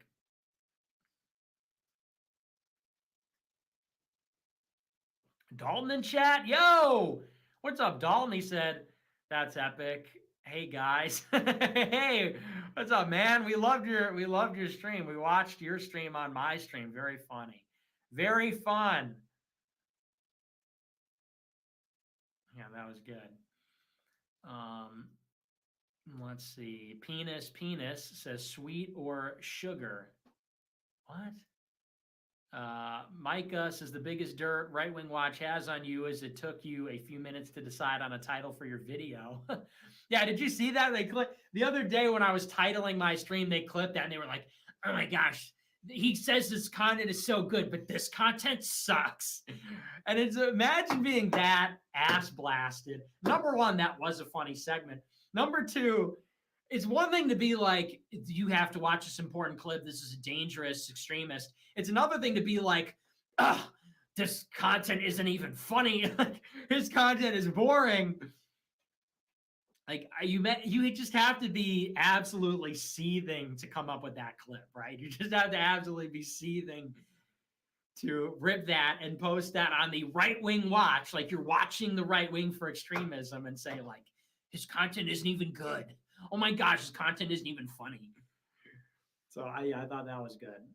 John Doe says, does anyone remember when Charlemagne de God says white men are the biggest terrorist group in America? Yeah. Kyle says BlackRock and Vanguard own shares in lots of companies, banks included. If you currently bank that BlackRock owns shares of, pull your money out, switch to local bank or credit union, starve them, their capital every way possible. Yeah, you're retarded if you think that's going to do anything. BlackRock manages like what, trillions of dollars in assets or something like that. And you're like, hey, if you have a checking account with BlackRock, you better close it right now. Yeah, BlackRock manages $20 bajillion, and niggas are like, excuse me, Bank of America, I'm closing my checking account and withdrawing my $5,000. Yeah, starve the beast. These niggas be like, I'm going to have 3 kids and cancel my Disney Plus subscription because I'm living my values. Yeah, absolutely. Yeah, that's going to do about as much as voting. Chad Champion says, I love how these heroes like the Saudi prince, the DOJ, and the Vanguard are coming in like the Avengers to save democracy from Elon Musk. This is like Star Wars. Yeah. Kyle says, if you live in Tennessee, Mississippi, or Arizona, be on the lookout for bills concerning Region Smart trying to get eminent domain power. Soros funded. They're trying to own utilities, water, electric. Okay. Griffin says, hey, Nick, I've been trying to get a hold of Gosar and Rogers to ask if they need any volunteer aid, but I've only received automated response. Do you know any better ways they can be contacted? Thanks. I'm not their secretary, so no, I do not. Bullwinkle says the Global Homo Democrats and the GAE will never stand a chance against the America First Bullwinkle Alliance. Gloiper. Black Groiper says Max Warburg, David Schiff, and other people in Wall Street gave $20 million to Lenin, Trotsky, and others during the Russian Revolution to overthrow the Tsar. That is $1 billion today. Wool Binkle says, I can't wait for these Democrats to get booted off the Twitter board so we boomers can continue to lead the way and spread the truth on social media. Worker Bee says, great show, Nick. Thank you. Cal says, I do agree with you that World War I or World War II should have happened, but at least the soldiers had actual moral consciousness back then, and they followed the illusion of that moral consciousness Yeah, well, that's just it, isn't it? It's an illusion. It's not real. Well, they thought they were doing something. Yeah, well, they weren't. They were just killing each other for no reason at all. Well, at least they thought they were doing the right thing. Yeah, well, that don't mean shit. Okay, that doesn't mean anything. They didn't fight for anything in reality. Maybe in their minds they were fighting against, Nazis. I mean, by today's standard, they would be the Nazis. By today's standard, the American troops would be the Nazis. So that's just ridiculous, dude. Well, I agree with you. Well, they felt really good about themselves. Well, that's great. Donald Trump says, congrats on all your success, friend. You're our king. Hey, thank you, man. I appreciate it. Booker T. Boogity with a big super chat. Thank you so much. I appreciate it. He says, so true that right-wing Twitter is dead. Just look at all the simping, horny posting going around on mid-level anons these days. I remember you saying once that your presence kept the simping at bay. That's been all but proven. It's time to take it back. It's time to win. Also, shout out to our niggas in Russia today. Slava Russia. Glory to the new czar. Absolutely. Slava Russia. Glory to Tsar Putin. Thank you so much for the big super chat. I appreciate it. I literally did keep it at bay, and now it's all these, pussy boy faggots everywhere, man. Everywhere where I leave, that takes a foothold. Everywhere I'm not, that takes a foothold. And it's just disgusting, frankly. It's horrible. And yeah, it's all over Twitter, like that guy. Who was that one guy? He was flirting with that Russian girl. I'll never forget. Peter Nimitz. And he was flirting with this communist girl, and he's like, in my country, communists are ugly. I see your country's very different. And everybody replied, being like a wingman, and they're like, well, thank you, Peter, for fixing my air conditioning. Well, thank you for the, And it was like the most fucking disgusting Reddit faggot moment I have ever seen on Nazi Twitter, okay? It's the most disgusting faggotry I have ever seen on right-wing Twitter. Just awful. We're the Taliban, okay? We're the freaking Catholic Groiper Taliban. And the second we leave the platform, it turns into this, turns into Hairspray the musical. It turns into Mamma Mia, for crying out loud. Peter Nimitz has good content? No, he doesn't. He's triple vaccinated, you idiot. He's triple vaccinated. He goes, your country's very different. You're hot. You're hot. You're fucking hot. And all the guys, yeah, go get some, bro. Well, the boys, dude. I just hate that culture. I just hate that. That whole scene is just disgusting to me. It makes me want to go on a rampage. Go on a friend rampage. Go on a tweet rampage. This is me tweeting. I want to go on a Twitter rampage. This is me grabbing my phone. Makes me want to go on a texting rampage and say, hey, excuse me, stop doing this. Horrible, horrible, horrible.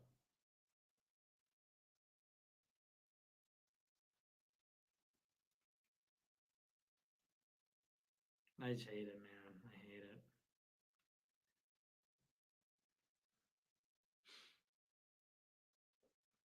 It's everywhere. It's inescapable. I can't get far enough away from that kind of stuff. I honestly, it's driving me absolutely insane to see it everywhere. And the way that the bros put the hoes first. You're not America first, you're hoes first. And seeing that, it's just, but that's why I'm me. I have to be me. Thank God for me. Thank God that I'm running this thing. Because if it was somebody else, oh my gosh. Oh my gosh. The behavior that goes on, and especially on Twitter. And you got that RadFem Hitler account or whatever, which is tweeting about how premarital sex is awesome and all this other stuff. And women are just so messed up, man. They're so much the problem. And they always try and put the blame on somebody else. I'm going to take some flack for this, but I name searched myself on Twitter, and there was this nesting tweet, okay, and this woman said something like, gay people are the biggest problem. First we let the gay people do their thing, and then everything fell apart. And then so there was this like right-wing e-girl. Like, you guys blame everything on e-girls, but it's gay people that are the problem. Then this gay right-wing guy quote tweeted and said, well, that's really convenient for you to say, but really women are the problem. And then this other guy quote tweeted and say, faggots like Nick Fuentes say the exact same thing. A literal gay guy, Nick Fuentes, said the same thing. And maybe this is going to be a controversial take, but this is something that women do. It's absolutely something that women do, and they will deflect onto anything. And it's not just homosexuality. It's not to say that homosexuality isn't wrong, but women are actually a much bigger problem. But they will pivot to anything. They will pivot to pornography. They will pivot to homosexuality. They will pivot to male promiscuity or rape. They will pivot to anything. And you'll have all these right-wing e-girls, anything to take the heat off themselves. And they will exert themselves. They will exert feminism, and they'll say, I deserve to be here, and my opinion matters, and I'm going to boss everyone around. And as a right-wing political analyst, as a serious right-wing thinker that everyone should take seriously, me, a woman, I think the real problem is everything else, every other convenient target that everyone already hates. It's like, newsflash, everyone already hates homosexuality. Newsflash, everyone already hates transsexuality. We already hate porn. We already hate all that stuff. What we don't hate is fucking you. We don't hate you. And you're the one that's messing everything up. Now, I'm not saying I hate women, but I am saying that these like bossy feminist women, like they're like the greatest trick the devil ever pulled was convincing the world he didn't exist. That's like women. And women are like they're the Jews of gender. They are the Jews of gender, crying out in pain as they strike you, sort of like, she who will not be named, them, she who will not be named. And then the minute you say anything about it, it's like, what are you, an incel? What do you just hate women? This one's a woman hating, just like with Jews. This one's a Jew hating. This one's a woman hating, this and that. It's like, listen, I don't hate all women. I'm just saying they wield a disproportionate amount of influence. Okay. I'm not saying that I hate every woman for being a woman, but I am saying that, there's just some problems we need to discuss here. And just like Jewish people say, oh, it's radical Islam. Oh, it's this. Oh, it's that. It's something. It's Sharia law. It's Iran. It's Putin and Assad. And women, the same thing. They'll say, and so the women are so quick to point the finger, and it's like, all right, sweetheart, but listen, you. The boyim, yeah, literally. They think that we're their slaves. They call us boyim. The oy vey, the boys know. Yeah, we're on to you. OMG, the boys know. That's what they would say. Oh my gosh, the boys know. Shut it down. Like, oh my gosh, shut it down. That's what the women say. So yeah, I see these like, it's just ridiculous. It's such a farce when you see these like Nazi girls on Twitter with their hot takes, and guys retweet the stuff, and guys are in their replies. And like, I know but it's such a scandal. But it's just normal now. Now that I'm not there, it's just normal. And you'll have these girls, and they'll be posting their dog shit political takes, and you'll have these guys in the replies like flirting with them and even defending them. Nah, but she's all right. Nah, that girl's all right. And she's in the group chats, and she's in the DMs, and she's like an e-celeb. And it's like, to me, it's the equivalent of like a face-eating alien walking around, and we're like, hi, how do you do? It's like, no, that doesn't belong here, okay? That'd be like if somebody was walking around doing a handstand, that'd be like if someone was walking around, doing a handstand with their clothes upside down. And we were like, hey, top of the morning. That's the same like level of absurdity when a woman is on Twitter giving her political opinions and operating in a political male space online. And I see they're in the group chats and they're dating each other and they're all flirting with each other in the group chats. Get the fuck out of here. Take a hike. All right? We grab you by your ponytail and throw you out of here. Take a hike.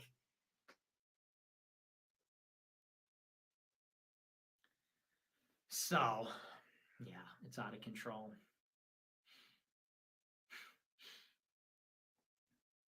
Listen, I'm just not an egalitarian. I am not an egalitarian.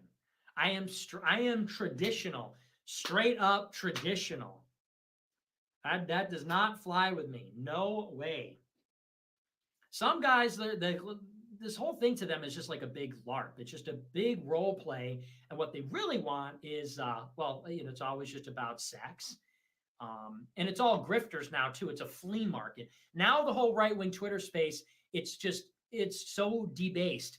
It's simping and it's a flea market. And now they're all shilling their stupid books and they're selling everything under the sun. It's, hey, buy my thing, buy my this, buy my that, subscribe to my Patreon, whatever.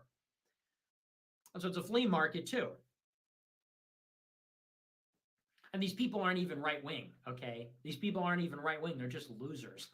they're not even right. They're not even reactionary or Catholic or anything. These are just like ugly guys that like work out and want to have sex and are just like mad at the world. And like, so Destiny and like liberals will say, your audience are all this and that. It's like, that's not my audience. That's BAP's audience, okay? That's Bronze Age perverts audience for sure. That's not my audience. My audience are genius nerds, incels, a lot of big families and stuff. Their audience is all just like these, you know, all these poor fags, all these broke, pot-smoking, you know, goofballs. It's like that incel documentary that Kantbot was in. I remember that documentary with Kantbot and who else was in there? I think it's that crowd who are not even those two guys that turned out to be trannies. I mean, they're just chasing like they're the ones that are just chasing like social acceptance, you know, so-called belonging feeling, and so on. And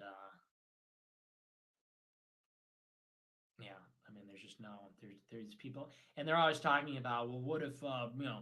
But I remember one time BAP tweeted something like, what if right-wing bodybuilders like took out the power grid? What if a bunch of what if 30 handsome bodybuilders, you know, they're blowing up the power grid? And it's like, yeah, but that's literally never going to happen because you go to work at Walgreens, okay, you poor faggot. They're like, oh, we got an army of handsome Peter Thiel's paying us to be bodybuilders, and you know, and it's like you're not doing acts of terrorism. You're not doing anything. Not that I support that, but it's like these people talk this big game like we're going to infiltrate CIA and we're going to be doing this and that. It's like, you're not doing anything. Your house smells like wet dog and sex.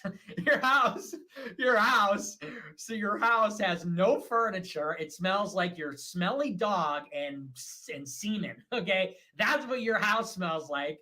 And you drive like a Camry, okay? And you work out because you're like a 5 in looks. Okay, let's be honest with ourselves. Let's just be honest with ourselves here.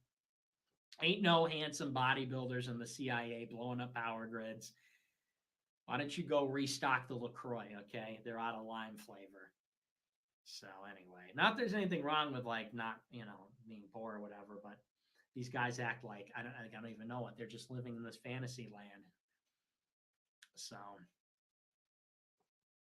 And yeah, their whole scene is just about like buying each other's faggoty books that aren't even funny, and simping for average women, average, you know, nut job, attention-seeking women. It's just disgraceful. Disgraceful. Never would have been tolerated. Not under my regime on Twitter. No way. No way. No way. We bullied women off Twitter. Now they're all back on Twitter. Remember Custard Loaf? Remember all those e-girls? Remember Custard Loaf and that whole saga? Some of you guys will remember. There was this e-girl, and she was on video, shoving something around her thing, and we all ruthlessly were like, this is, and she was like popular in the community. She was like popular in the, among a lot of these simps and everything. And they all replied to her. She was in group chats.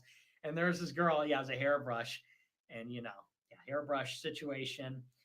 And we roasted her. And I remember there were these and all these guys were calling me up on the phone and texting me and saying, hey, man, lay off her. She's just a kid and all this kind of stuff. You remember Young Peck?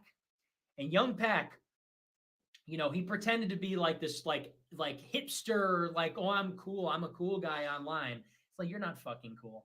And he literally texted me and called me and was like, hey, bro, could you stop attacking her? It's just not cool, bro. Why do you even care? Why even? And it's like, are you doing this for free, nigga? Are you doing this for free? Seriously? You're this Chad teenager and you posture like you're some kind of alternative, indie guy, and your favorite movie's The Wolf of Wall Street, and you're a fucking simp. And all these guys were texting me, calling me, oh, you got to stop attacking her. Why are you doing this? This is so mean. Is this really necessary? And blah, blah, blah. Despicable. And I said, F you, man. Get out of here, man. I will keep attacking her. They do it for free at white knighting. It's unbelievable, man. It's unbelievable. And it's, in some sense, it's not even about the women. It's really more about the men. And it's about how the men are just so pathetic. It really is. I have no respect for simps. I just can't respect them at all. Because it's not even about women. It's about sex. It's about men and sex. And it's like, don't you really want anything more than that? I mean, is that really all? It's sex and it's like this emotional thing. And it's just such a weakness. It's like, I see that as just so weak that your whole MO, your whole pursuit is like this sort of emotional crutch and sex. That's the driver. That's what you want on your tombstone. That's what you want your legacy to be. That's what you wake up in the morning. That's what you think about is your surrogate mommy and sex, and you're sort of controlled by this. I just hate that so much. On a serious note, I just absolutely hate that. I hate that whole scene. It's one thing if you're you're dating a girl, you want a family. It's one thing if that's part of your life, but there's some people that's their whole life. Some people that's their whole thing. And that's just it's so wrong to me. It's just contrary completely to my values, at least, because I value that so little. But anyway, that's just me. So yeah, it's true. But hey, thank you for the big super chat. I appreciate it. It's true. We got to come back to Twitter and make it cool again. Boo says, here we go. Really? 10 super chats, man? 10, literally 10 super chats? I'm going to read 5 of them. Excuse me. Boo says, richest man, white, cat girl, android, waifus, calls global homo feds lying bastards for forcing him to lie. Wants to buy Twitter from BlackRock and Vanguard, all the right enemies. Boo says, I love Elon Musk. He wants to make the future less dystopian, and if he wasn't red-pilled before, he's definitely red-pilled now. It will turn the libtard Redditors against him, but he has us. Boo says, Elon is white excellence, and he has so many similarities to you, but more to our movement. Asperger's, tech savant, bullied by BlackRock, ADL, Vanguard, Feds, media, grew up a white minority in Africa. All I'm saying is Elon Musk is awesome, and I want the Groypers to support him 100%. He's a hero, and they're trying to take him down. Look at how they're reacting to his power move. Yeah, thanks. Groundbreaking stuff here. Thank you very much. Tenrio says, look at you. You a New York nigga now? Word? A rumble in the Bronx nigga? I'm just saying, don't step to the Bronx nigga. You stay in Brooklyn, nigga. This ain't your neighborhood, nigga. This ain't your turf, boy. Boy, why don't you go on home, boy? Yeah, I'm a real Bronx nigga. I'm from the Bronx, nigga.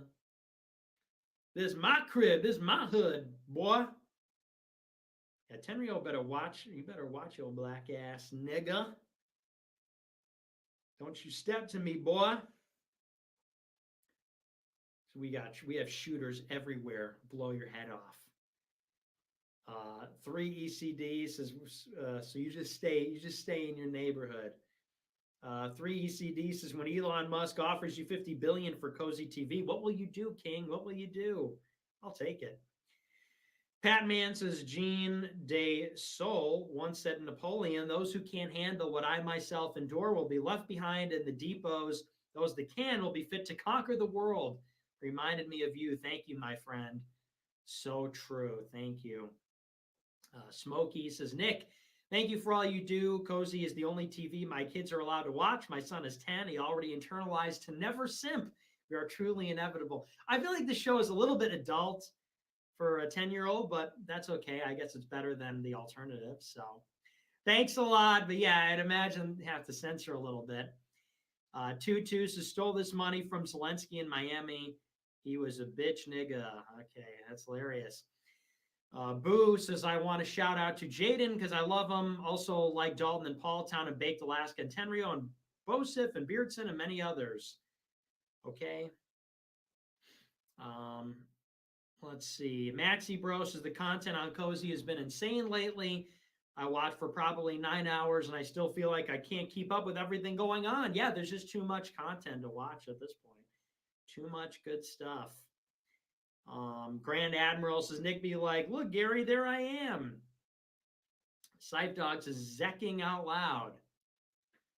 Yeah. Brandon says, live chat was moving so fast it just broke and kept freezing. LMAO. Yeah. Sky Guy says, when SpongeBob stayed up all night to watch him get covered up during the entire Krusty Krab commercial. Similar. Oregon Zoomer says, Bullwinkle rise up. So true. Not really. I don't even know who that is. Bullwinkle says, you can run, but you can't hide, little Nicky. Put down the Xbox and get a real job. Eric Cola says, how should I respond to people who criticize my based comments about women, race, and homosexuality by referring to the kindness of Christ and calling me a fake Christian? I just want to say, shut up, fag. Well, no one's ever said that to me because I'm basically a warm, kind person. It just depends on what you're saying. I mean, what are you saying? Because people don't really use that to me because I'm actually a pretty sweet person. I mean, the things that I say might be hard to digest, but I'm not like a mean-spirited guy. So, and there's a fine line. Some people go out there and it's all just vitriol, and I don't support that. I genuinely just don't. I'm not a hater. And we have to be honest, that does exist. There are people that are haters, and I don't like that. I don't support that. We joke about that, but at the end of the day, I mean, I don't wake up and do this because I hate people. I wake up and do this because I love content and I love America and I want people to be Christian and all that. But, so it just depends on how you say it. And if you're not being unkind, then, you just say, hey, well, what's unkind about that? You tell the truth, but you got to be nice. Got to be nice. And if somebody attacks you, I give it back, but I don't go out of my way to be a jerk. American Spoons is what happened to PAG. Is he okay? Is he all right? Yeah, whatever happened to Polish American Groiper, huh? We never hear from that guy anymore. I hope he's okay. Jordan says, I don't know about you, but my allergies are going crazy. Yeah, mine are too. Ukrainian Groiper says, this night Christ's passion began. The prayer in Jezmain, I don't know how to pronounce that, his arrest and trial. In the next few hours, he would be beat, whipped, and crucified. Remember how much our salvation cost. Yeah, very true. Holy Thursday. And Good Friday tomorrow and Easter Sunday. So, yeah, very big week. Traxton says, would you rather have 5 Nicks or be made 5 years old again? I don't really understand the question. You mean have like 5 me in the world? Or I would probably have 5 me's, I guess. I don't know, though, because we'd all probably try and kill each other. I don't know if I'd like that. So maybe I just want to be 5 years old. But I wouldn't want to go through my childhood again. I don't know if I'd want to be 5 again. That's kind of a rough 10 years after that. So I don't know. I guess I'd rather be 5, but yeah, I don't really understand the question. Let me see. I think I missed something. I thought I missed something. Let me take a look here.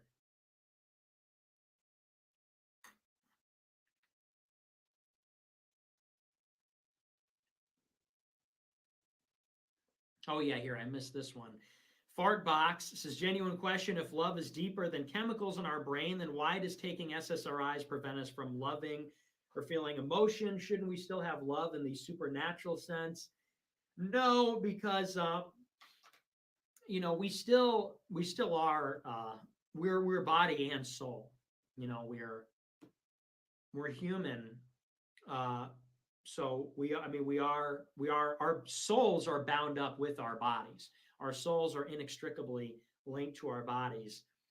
And so, you know, that's like saying if somebody had a lobotomy, would they still have yeah, I mean, they still have a soul, but their brain is impaired. And so if you take an SSRI and your brain is impaired, you know, your brain is sort of like a conduit for your soul. It's sort of like a antenna picking up a radio frequency. And so if you impair, but it obviously more complex than that. That's how I think of it. And so if your brain is impaired, you know, it's, you know, you still are, your body is still part of you in this life. So, you know, you think about other things that could happen to your brain, and, you know, I guess your brain is sort of like channeling your soul or expressing your soul. It's part of you. That's why, you know, when your body dies, you die. You know, you are dead. Your soul then goes on to the afterlife, but your body's dead. You know, and so it's similar to that and other things when you take an SSRI. So, you know, just because your brain, you know, just because you have a soul doesn't mean your brain being impaired wouldn't affect you. You know, chemicals are part of the explanation, but it's not obviously the totality of it.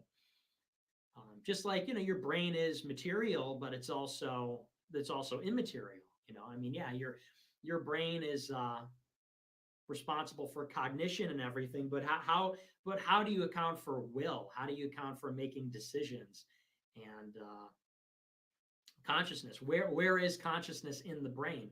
You know, so I don't think anybody knows exactly how these things work together. I don't think anybody knows exactly where the soul begins and where the brain ends and the soul begins, so to speak. It's obviously a mystery, but you need both, clearly. I mean, the brain is part of it, but the soul is part of it also. So doesn't mean just because you have a soul that your brain being impaired wouldn't affect you. Johnny Bravo says, hey, Nick, not to get too deep into this, but have you taken a realistic approach on the abortion issue and the disaster that this could cause if disabled people are now forced to have children? I don't think disabled people would be, what does one have to do with the other? You can't kill babies, therefore disabled people are forced to procreate. I mean, that just doesn't even make sense. So, I mean, I think that people that have a profound disability, I don't think they are procreating, and if they are, they just shouldn't. But yeah, it doesn't really make any sense to me. But okay, that's our last super chat. That's going to do it for me tonight. Thanks for watching. Remember to follow me here on my Cozy channel. Follow me on Gab and Telegram. Links are down below. Make sure to follow my channel here, though. Get a push notification when I go live. I'm on the air Monday through Friday, 8 o'clock Central, 9 o'clock Eastern Standard Time. As always, I'm Nicholas J. Fuentes. Thanks for watching. Thanks to our super chatters in particular. Thanks to our top 3, Booker T. Boogity, Pepe the Frog, and Jordan. Big shout out. Special thank you to our top 3. 07s for those guys. Carrying the show. I mean, really putting the show on their back and carrying it and supporting it. So we appreciate that. But thanks to all our super chatters. Thanks to everybody that watches the show. We love you. And I will see you tomorrow. Until then, have a great rest of your evening. Americanism, not globalism, will be our credo. It's going to be only America first. America first. the American people will come first once again.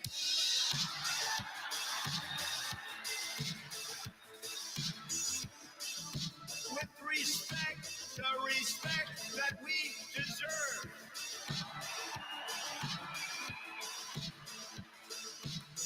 From this day forward, it's going to be only America first.